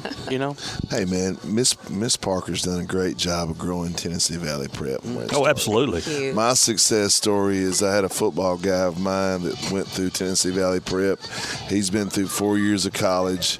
He's got his degree, A.J. Jones. He's going to be a teacher now. He's living. Graduated at Bethel. But what else Miss Parker's doing is she's doing a great job of picking quality individuals like these dudes. And The guy right here, Troy Ragland, is a Huntsville legend. He's a legend. Hold on a minute. From Meridian Street to Hobbs Island Road. Really? Troy Ragland. Randy. I coached against this guy when they had the monsters of the Midway they had up there at Johnson. Whenever dude they had was a D1 a beast. guy. Yeah. I coached against him when I was coaching at Hazel Green. We wasn't that good, but Lee, when I was at Huntsville, we were, we had some special dudes as well. But man, you talking about talent in this. You could combine Lee and Johnson back in the day and beat anybody. Yeah, that's the way I feel. I mean, I think Troy would agree with me. And it's kind of crazy how over the years, of course, John's, some of it went away, but man, the talent, like you said, back especially 80s all the way through the 90s into the early 2000s, it was just mind blowing. Basketball, football. And then it just seemed to dry up. What happened, Coach? I mean, I don't know. Where'd everybody go? I think people moved out. Yeah, I was having a conversation with somebody about this the other day. A lot of the people have moved out of the city, I guess to better themselves and went to the county areas. Yeah. And some have moved away to different cities in the state. Also, Madison Academy is scooped up. Yeah, that's a great point. All those folks that see the talent, I'm going to scoop them up. They need to come to Madison Academy, Westminster, stuff like that to come play. But also, man, it was awesome. Coach Wells back in the day, but Coach, Park, man, back in the 80s when Johnson had 100 and something dudes on the team. Yeah. Coach Park, man, it was awesome back. Well, talking about people moving around, with all this influx of people moving in, are y'all seeing a lot of out of state? We are, and that has been for the past 2 or 3 years. We had a quarterback from New York. Wow. We get students from California. We get a lot of students from Wisconsin. It's crazy. Wisconsin? Yeah. Well, they're probably loving it down here. Absolutely. All over. Till July comes around. Yeah. And it's been awesome. Now we are tapping into the international market. Coach Quantez, it's so funny. He's such an humble guy. His jersey was just retired last week in Germany. When he left Auburn, he spent 14 years in the league over in Germany. That's awesome. He was a prep product before going to Auburn. He did 2 years prep ball. So you're giving back, man. Yeah. And so we've been able to tap into a lot of different outlets in terms of our students. It's a great feeling to be invited to the different recruiting fairs. I'm here locally, but also out of town. And when you go, you're that preferred program that those coaches are wanting to send their students to because you do it right. And so for me, I was a prep mom. I won't let it run any other way outside of what a prep mother and a student wants in return for their investment. So I run it from a prep parent's perspective. That's awesome. That's a perfect perspective to have as well, Absolutely. Because, basically all those kids are your kids. Yeah. Well, for those who are just hearing about this Tennessee Valley Prep Academy, if I'm not mistaken, if I'm incorrect, correct me, Coach. Okay. But these years they spend in athletics with the prep do not count against their D1 their college career. Not at all. However, they can take college credits that will count toward their college education. Right. That's a win-win in both worlds right there. It is. Right. We keep them under 12 credit hours, so it does not start their eligibility clock. Okay. So when they leave so 16 would that be what's your eligibility? 12 and over starts their eligibility clock. I see. So I won't let them take more than 2 classes. Yeah. I do enough to get them acclimated to college, getting used to taking those college classes, getting used to having that schedule of being a student athlete where you have workouts in the morning, you're going to a physical campus for at least 2 or 3 different classes a week, and then you're going to practices and stuff like that. So I try to get them truly acclimated to what that experience is going to be like when they leave us. And so I try to, keep all that in mind in terms of, I don't want to overwhelm them here, but I want them to kind of get used to the process. Yeah. And so it's very rare where we will get a student in where their GPA is so low we have to start their academic clock and their athletic clock. And so that's looking at a 1.7, 1.8 GPA, and we get those. And so when they have GPAs that low, you have to go ahead and start that clock because at that point they have to have 24 credit hours just to get recruited out of your program. Wow, okay. Yeah. Okay, that makes sense. So I may have missed this a while ago. You've got Premier, you've got Elite. Mm-hmm. Is there a difference, or is it like ESPN, ESPN2? I mean, you know what? So they're y'all are competing against each other. Right? Yeah. No, they're not competing against each other. Both programs will still play different colleges. Because with Tennessee Valley Prep, if you've kind of followed us, you know we mostly play a junior college track with our basketball program. That allows students the opportunity to play live and in front of college coaches. And in that moment, a lot of them are literally offered after playing in front of that coach. Like we could wrap up a game and that coach is coming over to offer them and stuff. So both programs will bring that aspect, continue to bring that aspect to the program. Then you'll have one team that might play more of a travel program in terms of their travel schedule, in terms of they're playing more tournaments and stuff like that. We do a lot of big-time tournaments where college coaches are present. So you'll get kind of the same that you've been getting in the past from both programs, but just different coaching styles overall. Okay. And I'll let them talk a little bit more about that. Well, I was gonna ask which you got to coach against your son, didn't you? Yeah. When they played Calhoun. Yes, I did. That was cool. We did play against my son when he was at Calhoun his freshman year. Okay, his freshman year. Okay. I couldn't remember if y'all played them this past year or not. So we did play them this past year, but Coach Robertson was coaching the team. Okay. And I was actually the assistant on Calhoun. Okay. This past year, I was assistant coach at Calhoun. Okay. I remember seeing you wandering the sidelines a little bit there with Coach Powell. So y'all have to forgive us. We sleep sometimes. Everything we talked about yesterday is gone. We're old. Really old. Yeah. Trey had a good couple of years there. Yeah. He did. Now, so y'all really don't have an off season, do you? I mean, it doesn't sound like it. It's just wide open because you're moving them in and out. And wow, that's a lot of work. Right. It is, but we have a really good staff in place. They do a really, really, really good job of keeping things going and stuff in the program. And so right now we're full recruiting for football and basketball. We still have some spots on the football team that we are working to fill. And then, of course, basketball with the season just ending and stuff for high school, they are actively and heavily recruiting for those teams. Do y'all have a hard time getting a full schedule in any of the sports? Like, do people are like, no, I don't want to play them? Not at all. Okay, that's great. Not at all. That's good. So we had a on-site. We done a show over there at the Calhoun. Is that where your classes are still? Yeah. Over there, just off 565. Okay, cool. Yeah, it's a nice little campus. Yeah. It is. And have they finished the construction yet? They have. Good. Yeah, we were trying to remember if we had come over there since we did the outside show or if it was the other way around. So. I think we did the outside show first, and then you all came over there. Okay. Yeah, well, yeah. So y'all get to come inside. You get to eat. So get the full experience. So this year was the first season for the elite. This year, 2024, will be the first season. Will be the first season for the elite. Okay. So we announced our two different programs about 3 weeks ago, and so this is the first season where we will move forward with two different programs. Oh, okay. So, Coach Sherell, when the boys walk in and you say, "I'm Coach Sherell, I am your coach," do they boys go, "Yes, ma'am," or their eyes a little big? Because 9 times out of 10, the males usually coach the boys. And I think for the first couple of practices they had to get used. I think for the first couple of practices they had to get used to me and get used to how I coach. But I think if you go in there with the same approach just like I am, any human being, I'm capable, then we won't have a problem. Yeah. And I think that the different thing about it makes it great is most of the time when you're raising them and boys that are growing up, their mothers are their first. Yeah, that's true. Yeah. That is very true.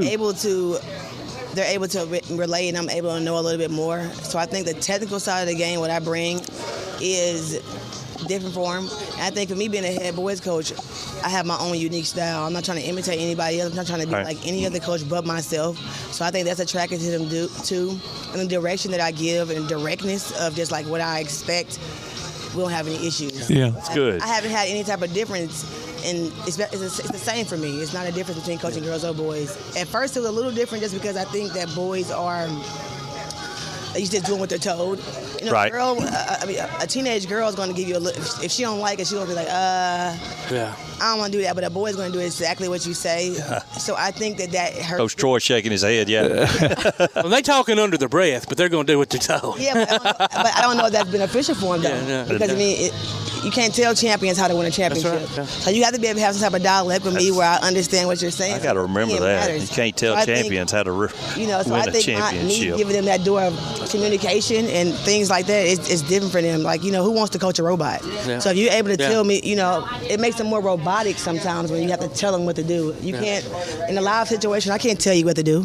Yeah. You got to be able to know You got to what be able to do. respond. You got to be sure of yourself. Yeah. So I think what I bring to the table and what makes me unique is I make them very sure what they're doing, and they're going to know what they're doing. And I'm sure if they get out of line, you just put them on the line. After about 5 suicides, Oh, they for get sure. back in line. So. Oh, for sure. And It's they always- have your back too, for Yeah. any It's always over the top type stuff, Yeah, and I am a little bit, I am who I am, so I get my point across very well. So I usually don't have any problem when it comes to discipline. They know what to do. When I say do it, they need to do it exactly when I say it. So I don't have any issues when it comes to that. Todd used to love running suicides. Yeah, boy. Oh, really? Yeah. That's why What time do you give them, Todd? You need 35 seconds, 32 seconds. What's your time? Oh, and a suicide? What's Back in the the day, 28 at least, man. Me and my best friend, Hey, Dave that's McLean, cross country. we always was up and down the court. Wide open. For a white boy, I can move. That's right. Just saying. Well, back then, I'll give him credit. He was. Yeah, I didn't weigh 250 back then. No, I was saying, Coach, what time do you give your play. athletes? You know what? Suicide? I don't remember Coach ever giving us a time. Yeah, I don't either. But if you were like, it was always at 1 or 2, right? We all know it, right? Just Yeah. lagging behind. It's going to cause all of y'all to run again. Yeah, You if just everybody definitely hustles, do- yeah. we'll stop. Yeah, you definitely didn't want to be that group because then we was going to get. Then that was the whole point. Us getting on to our teammates about I'm a little bit of a modern. So when I was in college, we would run the suicide backwards. So we would start the wrong way. Yeah, My coach was like, you're going to do it the right way, because it's the mental control of you having to do that and thinking about it. If you do it the long way first, you're not really testing yourself mentally. Yeah. So she wouldn't let us do it. So that's the funny thing about suicide. They work though. You'd always have those that, they wouldn't quite get to the line, they'd be about that far away. It was like, come on, y'all. Yep. Oh, you got to touch the line. In my every line, Matt, and you have to start behind the line. I'm like anal about it. You have to There do you those go. things. Mm-hmm. I love it. I love to Discipline watch some of behind y'all Good. practice. The good thing about coaching post-secondary sports that they got. Go home. That's true. You don't. You ain't got to put up with Go it. home. Go on to the house. This ain't high That's a school. great point, no more. Coach. This ain't high school no more. You're right. Go home. And that's the thing. When you get to college, it ain't high school. You know no what? more. You bring up a great point. Have y'all ever had to go, you know what? This ain't working out. Go When I was in college, when I was in college, my freshman year, I question myself every day. My coach Fortin used to call me a raggedy end doll. Oh, really? Because those times, that mental capacity, you have to make that 32 seconds, and you don't know if your body gonna make it. Make it, especially at the end of practice. If you're a freshman and you miss, everybody got to run. It was trauma. I'm sure. But she's like, you're not gonna die. So I think it is necessary for the discipline of the game. Oh, I agree. To become a champion, to become great at what you do, you have to go through adversity. Yep. So that mental adversity is key for success, in my opinion. Yeah. I love it. And Quantez, he can say, guys, y'all better listen. Okay. Yeah. Quantez is being modest because Quantez being quiet. Quantez was a 14-year basketball pro, Yeah. and he was the captain for 8 years. So I'm pretty sure he understands what leadership means. So, speaking of that, Coach, do they ever look to you sometimes instead of the head coach because you are a guy? Yeah, sometimes they do because, sometimes head coaches and assistants bump heads on certain breakdowns. That's a great. I would love to see y'all in the huddle. 8 seconds left on the clock. You down by 1. She's wanting to do one thing. I don't know about that. And I'd love to hear those conversations. Yeah, I mean, when it's all said and done, of course she's the head coach. She's the head coach, and what she says goes. But if I have a certain input or something else that I think might work and help the team. She does take that in consideration and listens sometimes. Yeah, but, sometimes. Yeah. Do you have certain responsibilities? Like, are you over the defense, or you work with the post, the guard? I mean, or y'all just coach it together, or what? Yeah.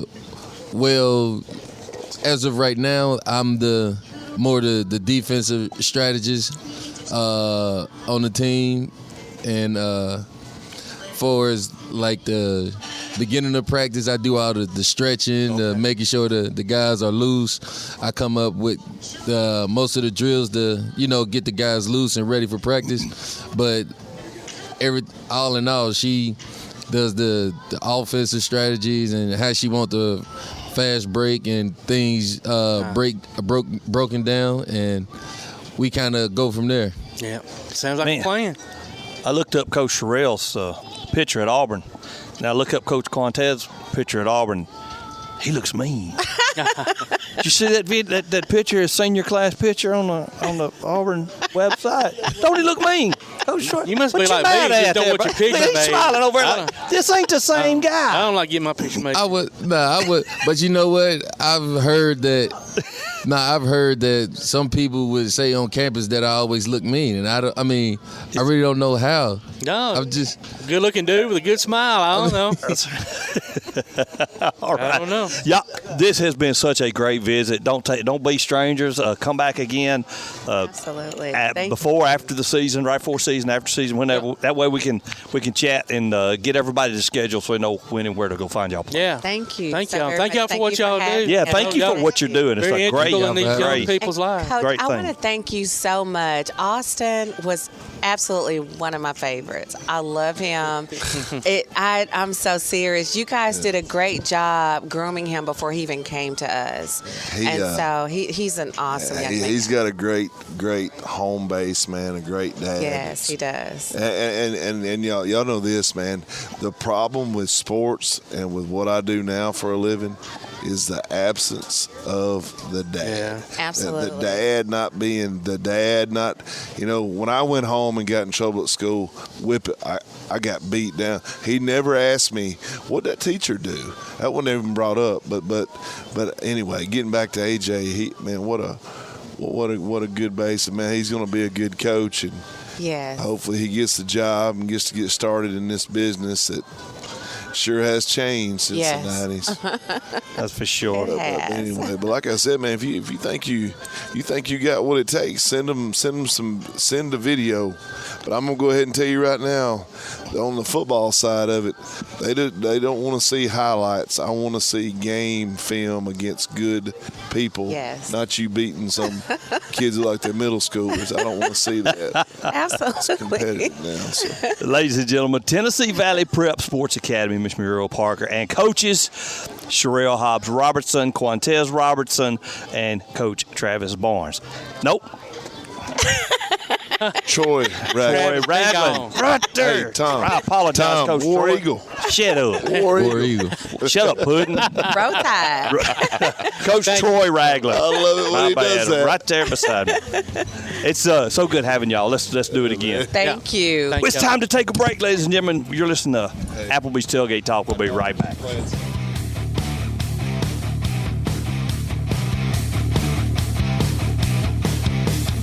Your roof is the first line of defense for your home. Do you have water stains on your ceiling, paint peeling off your walls, shingles missing? It's probably time for you to get your free roof inspection. Locally owned and operated, licensed, and insured, Yellowhammer Roofing is the Yellowhammer State hometown team. Yellowhammer Roofing. Let our family protect what's most important to you, your family. 256-232-1933 or online at yellowhammerroofing.com. Davis & Cole LLP in Athens has served the area assisting individuals and businesses with bookkeeping, tax preparation and filing, and routine accounting.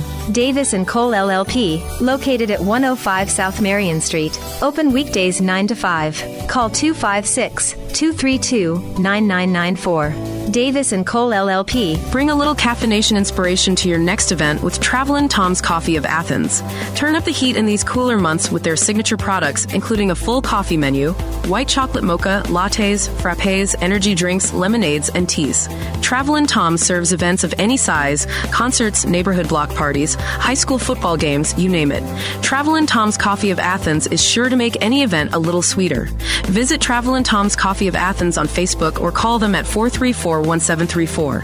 Travelin' Tom's Coffee of Athens. If your place on the water needs some attention, call BP Riverworks. Boathouses, docks, seawalls, and repairs. Call Baron Pugh at 251-200-2273 or Tracer Pugh at 256-206-7097. BP Riverworks. Licensed and insured 251-200-2273 or 256-206-7097.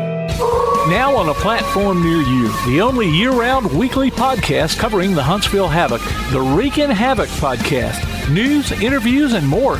Dropping every Thursday, we'll just reek of the Huntsville Havoc. Check us out on Facebook, Twitter, and Instagram, and listen, follow, and subscribe on your favorite platform via the PAS Plus app and online at wreakinhavoc.com.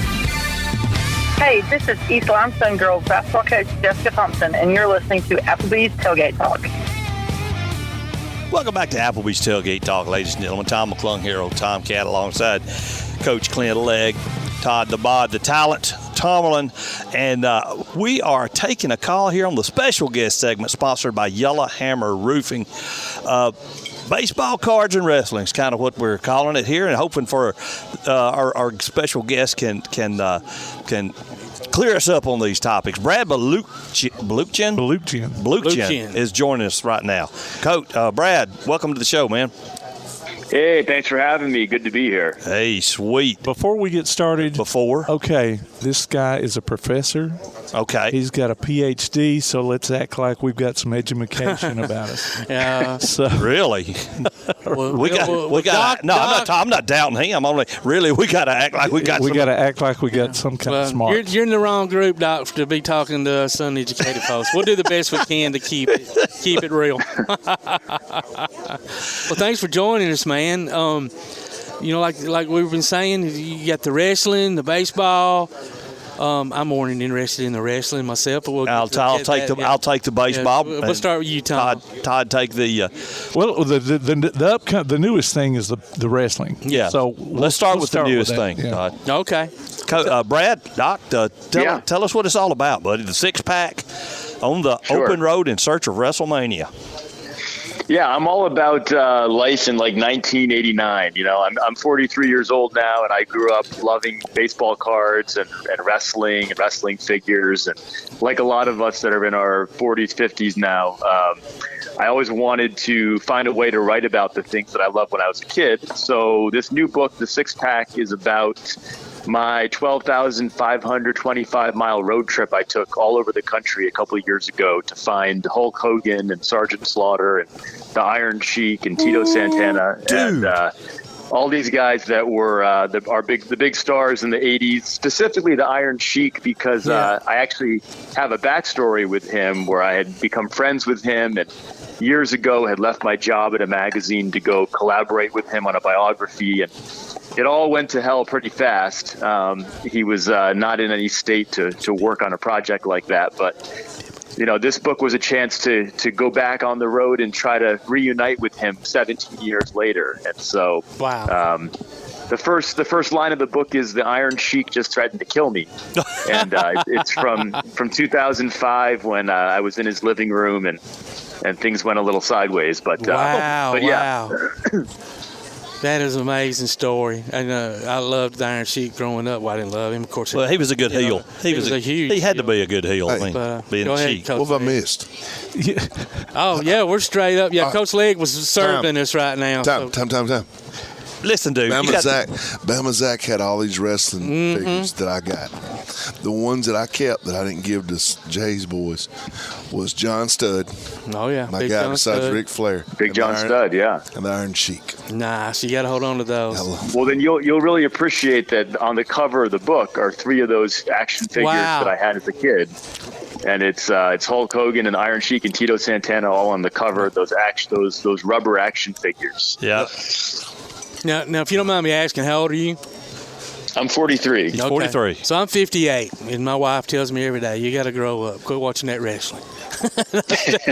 Why? Well, you can tell your wife that I'm making a living out of ever growing up, because my first book was about the road trip to track down all the players in a pack of baseball cards from 1986, and this book is about tracking down all these wrestlers from the 80s. So pretty much like mining my childhood for what I want to write about. That is phenomenal that you're getting to live out that, man. Did you ever get to meet the JYD, Junkyard Dog? Because he was one of my top favorites back then. No. So his real name was Sylvester Ritter, and tragically he died a long time ago. Yes, he had died in a car accident. Probably high and drunk or in between. It was back in like the early '90s, I think, when he died. Yeah. Do you ever watch any of the Dark Side of the Ring or any of those shows? And the biographies and all those. I'm streaming on the A&E wrestling biographies right now.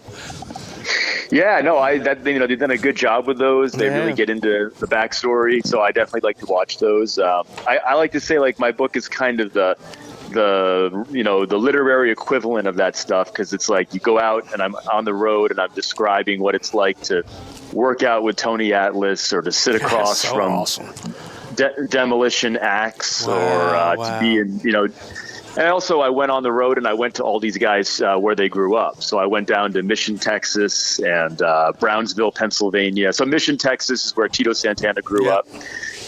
Eden Prairie, Minnesota is where Sergeant Slaughter grew up. And I tried to find their high school coaches and their friends. Oh, wow. Hulk Hogan's from Port Tampa, Florida, and he got his start wrestling. I mean, early on, he wrestled in Alabama and some of the southern territories down there that were run by the Fullers. Yep. And I was able to find the people that knew him before he was Hulk Hogan, when he was in a rock band and he would tour the Southeast. He was in a band called Ruckus. And they would tour all around the Southeast. Wow. I got a story when you get a second, Doc, on that Ruckus band, but you go ahead. Yeah, go ahead. I'm also an entertainer. I'm a musician, and I've had taken my guitar down on a business trip down to Juno Beach, Florida, and was playing there at the Fish House just because folks on it wouldn't pay him anything, nothing. So this guy sits at the bar, because I'm just right there at it, and starts listening to me, and we just have a good time. I didn't know who he was. He said, "I'll be right back." Goes out to his car and gets a laminated picture of a group of like 5 musicians with pump shotguns, and Terry Bollea is standing there with his pump shotgun and blonde hair. It's Hulk Hogan, and this guy's like the keyboard player for the band Ruckus. I think I had seen that. There's a band called Bandit that he was in, and I've seen a promo picture with the shotgun. So it was Bandit, not Ruckus. And it might have been Terry Bollea. Yeah, that might have been the Bandit picture. It was still cool. Yeah, it's amazing. Yeah, those early '70s pictures of Hogan and Terry Bollea, they're like little time capsules. Yeah. Now, is this book been released yet? It comes out on Tuesday. Awesome. So, Amazon, or like where can everybody? It'll be you can get it on your local bookstore, Amazon, anywhere you get books. Get it online, and I'll be at Wrestlemania this coming week in Philadelphia. So you going for the whole week or just the 2 days? Yeah, I'm gonna go celebrate the whole week out there. Good for you, man. It'll be fun. That's gonna be great, man. I wish you'd take me with you, dude. I gave my number off there. You can hook me up. Guys, there's not a better era to me, man, because this is when I grew up. I'd get up on Saturday mornings and watch Continental Wrestling. And then I would watch. I had to sneak to watch it because my dad hated it. Well, I'd go to a friend's house. We didn't have cable, and watch World Championship Wrestling, 505 Superstation. That's right. That was Georgia, yeah. That's right. And then we'd watch a little UWF on Friday nights from Channel 15, Georgia, with people like the One Man Gang. They had a lot of good wrestlers in UWF. Yeah, Missy Hyatt was there. Eddie Gilbert. I loved that, man. Right. I think I think Mid-South became UWF. It did. Those are all great territories back then. Yep, until old Vince bought them all up and monopolized the entire business. Well, and you'll appreciate in the book I get into the story. Like, I actually tracked down a bunch of people that worked for Vince right when he took over the company. Wow. That had never spoken on the record before about how he went in there and took over, and how he made that happen. And a lot of these guys I wrote about, they got their start wrestling in Mid-Atlantic and Florida and Georgia and Houston, Alabama. So a lot of them, their early years were all about being in those territories. What were their thoughts on, and I'm sure Vince probably did a few ruthless things to combine all those territories together, basically putting them out of business. But, back in the day, they could wrestle 3-4 times a week going into different territories, the same match against the same opponent, but, you're in a different territory. So, those fans didn't know, all that was going on. And, of course, kayfabe was so big back then. Obviously, now with social media, everybody knows everything. But did those wrestlers, because it kind of essentially maybe put some of the lower level guys or mid card guys out of work, buying up all the territories and putting them under one umbrella. Yeah, in the long run, it probably wasn't good for, the overall wrestling business to just have one main company. I think, but at the time, these guys, they couldn't resist the offer, right? Because here's this guy coming in and he's offering, good money. And so they were getting paid, and they were getting merchandise, and they were having, their action figures. So everyone wanted in on it. The thing was that the schedule was just so insane that a lot of them burned out pretty quickly, because now they go from wrestling 3 or 4 nights a week, and they're on, road trips, and now they're flying all over the country every day and wrestling every night and on the road for, 20, 30 days at a time. And so it was just an unsustainable schedule for a lot of them. And some of them weren't able to last very long. And the ones that were, so many of them got addicted to all the drugs and the lifestyle. And it was so it was a trade-off, right? That fame brought a lot of consequences. Well, let's swap it over to baseball and talk about that experience. Was it 1986? Is that the box of cards you had? Is that right, that season? Yeah, I got a pack of 86 Topps cards. So I grew up collecting baseball cards, and I thought it'd be neat to get a pack that had never been opened from my childhood, and then go on the road and whoever's in that pack, go track them down and kind of tell the story of, what happened to these baseball players all these years later. How long of a project was that? Because that sounds like a lot of work.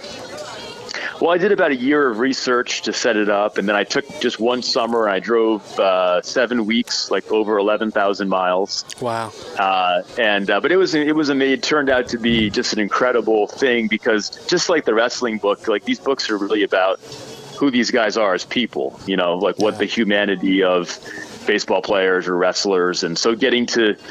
And you realize how much we all have in common with them. They deal with the same things that we deal with. Of course, they had a little more fame than we did, but it's just kind of. I think it brings you closer to them when you realize the kind of commonality we have with them. Yeah. So this was your idea to go out and find all these. So, did you curse yourself before things were all said and done? What in the world was I thinking? No, well, it was definitely a risky project. I went on the road and I didn't have a book contract or anything, but I just had this very specific idea, and I believed that it would turn into a good story. And so it took a long time to get it published and everything, but then it paid off because it ended up doing really well and was a bestseller and all that. So I felt it was worth it in the end. Who would you say was your best interview in the wax pack of that trip?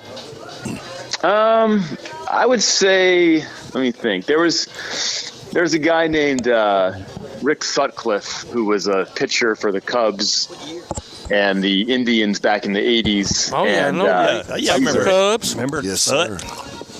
Yeah, he was. He's still a broadcaster, and he took me all around outside of where he grew up in Independence, Missouri, and he really opened up and told me about his dad was a race car driver that ran off on the family and how that affected him and how he ended up, becoming.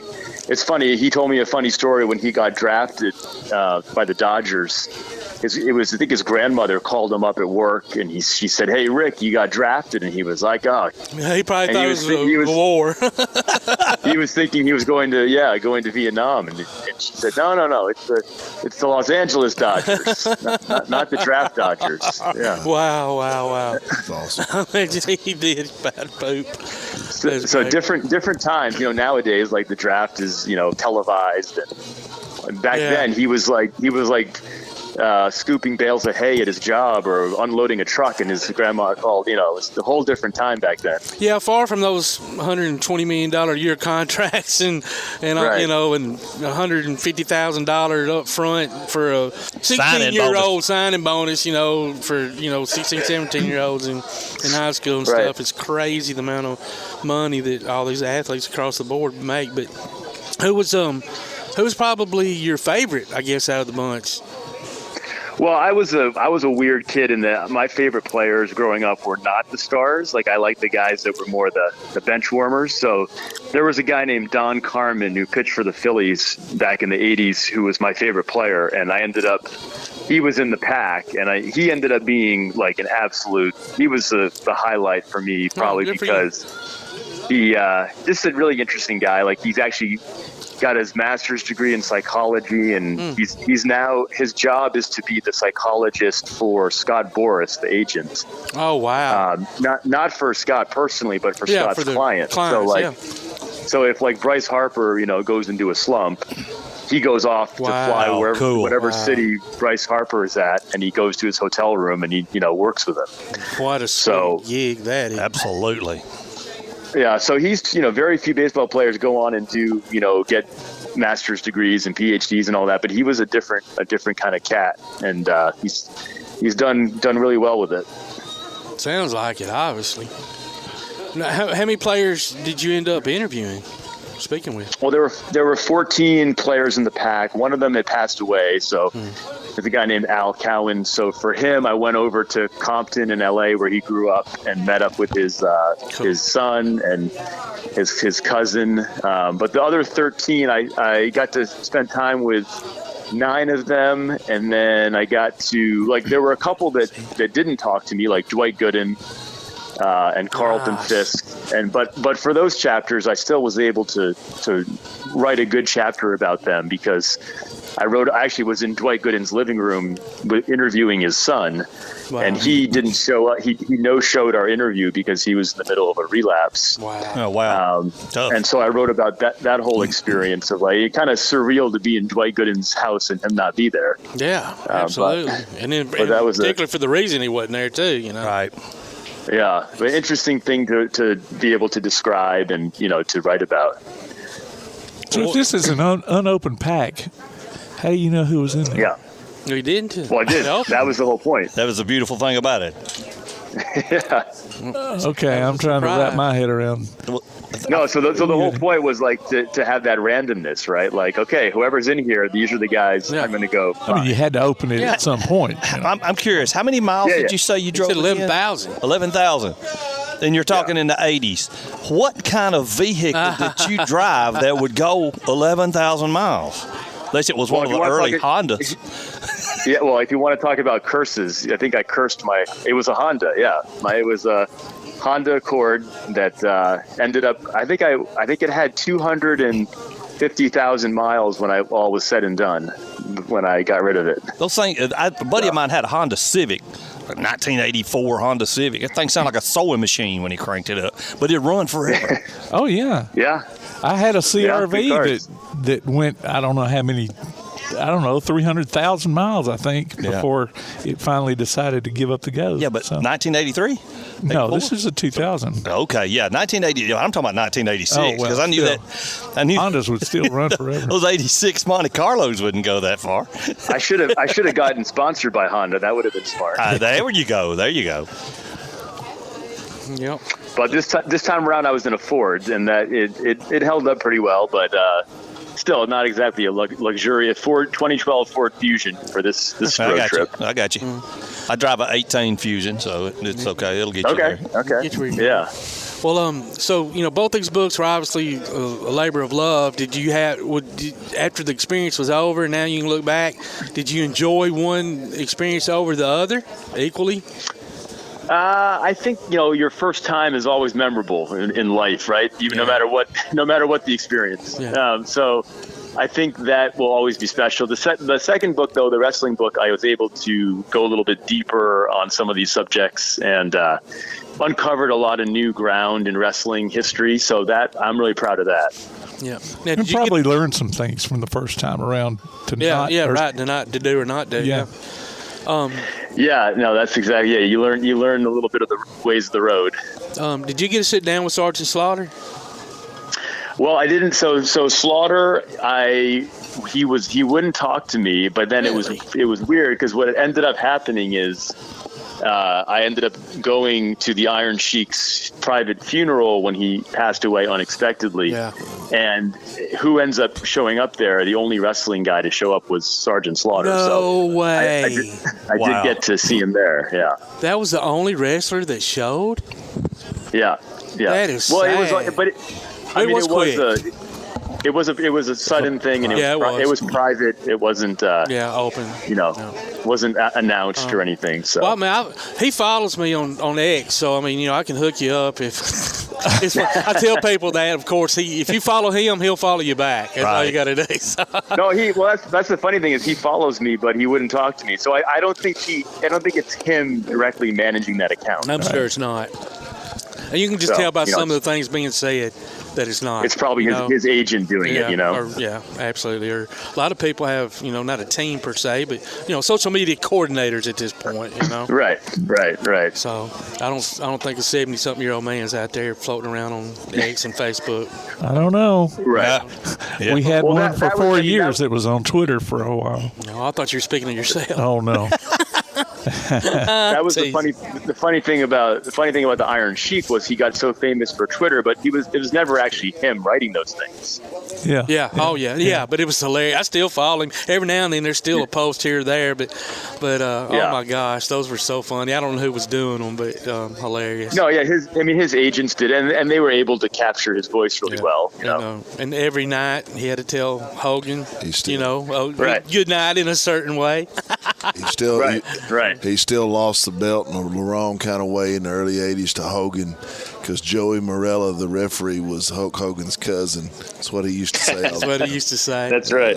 Even though Joey Mirael wasn't even the referee. But that's what he used to say. So, have you gotten any ideas for maybe another book like this down the road? Well, I'm kind of going through my head with like what did I like to do when I was 6 years old, because that seems to be the theme. So maybe something with another sport. I love ice hockey and football, and nice. So we'll see. I need a little breathing room before the next one, because these things take years off your life. But I'm sure I'll figure something out. Well, I follow a guy on Instagram, and he does videos of the old Evel Knievel, wind them up. Oh, yeah. Jumps. Yeah. He's jumped. Oh, yeah. Best toy ever, man. He puts he's even put a GoPro, not a GoPro, but a small camera on Evel as he's up slow motion in the air. So.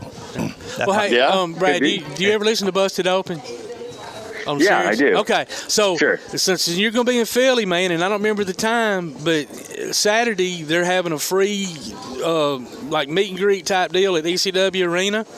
Okay. You need to go online and check it out, man. There's going to be all kinds of – Mark Henry will be there, Bully Ray, Tommy, of course, David Greca. That's a good idea, yeah. Yeah, man. And it's supposed to be being free, and but you got to get there kind of early, because that place only probably holds about 1,500. Who?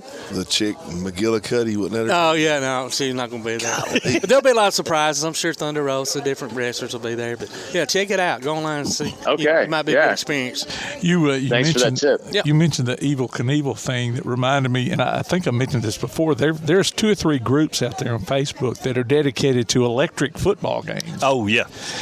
And they'll show that they're repainting their players, and they'll post pictures of they'll make even add on to the game that they have, making it more look like a stadium and all. So these guys really dedicate themselves. Cool. That's crazy.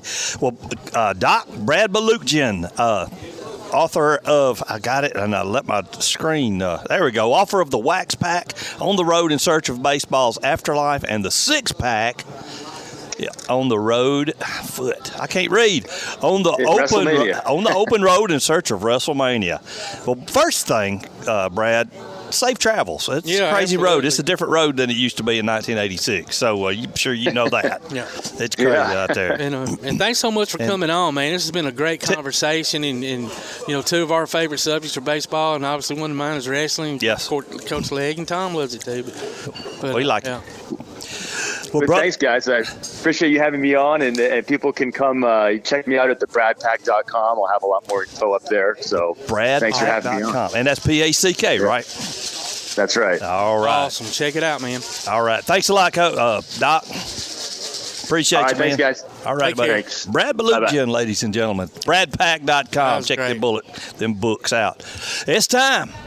On behalf of Coach Clint Legg, Todd the Bod, the Talent, Tomlin, producer extraordinaire Tim Lambert, I'm Tom McClung. We ain't got to go home. We've got to get ourselves up out of here. See you next week.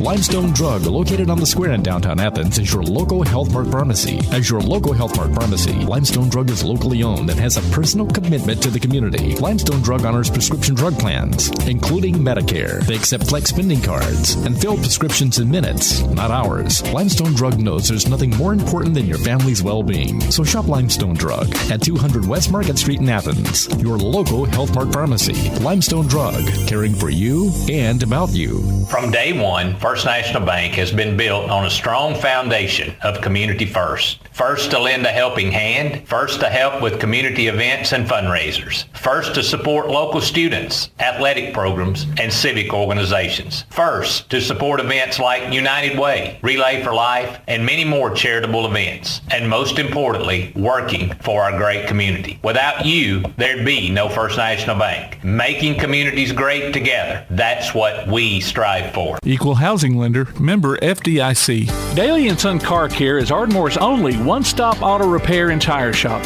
Whether it's major mechanic or brake work or routine maintenance like an oil change or lube job, Daly & Son Car Care has been satisfying customers all over with their fast and friendly service. They're also your headquarters for quality Cooper tires. Stop by and see Wayne, Nikki, or Dale at 25600 Main Street in Ardmore, Tennessee, or call them at 931-427-4651. They're on Facebook too. Daly & Son Car Care, open Monday through Friday, 7:30 till 5, and Saturday, 7:30 till noon. Davis & Cole LLP in Athens has served the area assisting individuals and businesses with bookkeeping, tax preparation and filing, and routine accounting. Davis & Cole LLP, located at 105 South Marion Street, open weekdays 9 to 5. Call 256-232-9994. Davis & Cole LLP. If your place on the water needs some attention, call BP Riverworks. Boathouses, docks, seawalls, and repairs. Call Baron Pugh at 251-200-2273 or Tracer Pugh at 256-206-7097. BP Riverworks. Licensed and insured 251-200-2273 or 256-206-7097. While others have come and gone, the Lion's Den Gym has been roaring as a workout and exercise fixture in Athens, growing from its humble basement beginnings in 1981 to their current 10,000 square foot location at 212 Commercial Drive in Athens. The Lion's Den offers 24/7 access to their ever-expanding equipment collection that includes treadmills and climbers, elliptical trainers, stationary bikes, loose weights and dumbbells, and over 45 different weight machines.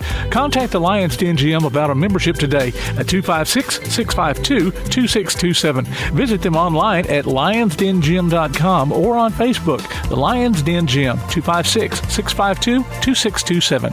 When things go wrong, State Farm is here to help life go right. And Agent Michael Howell is the one who can help get things back on track. See Michael for your auto, home, life, health, property, and business insurance, and be ready for those unexpected twists that life throws at you. Ask about banking and annuities, too.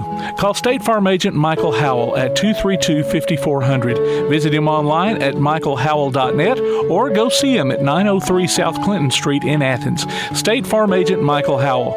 There when things go wrong, here to help life go right.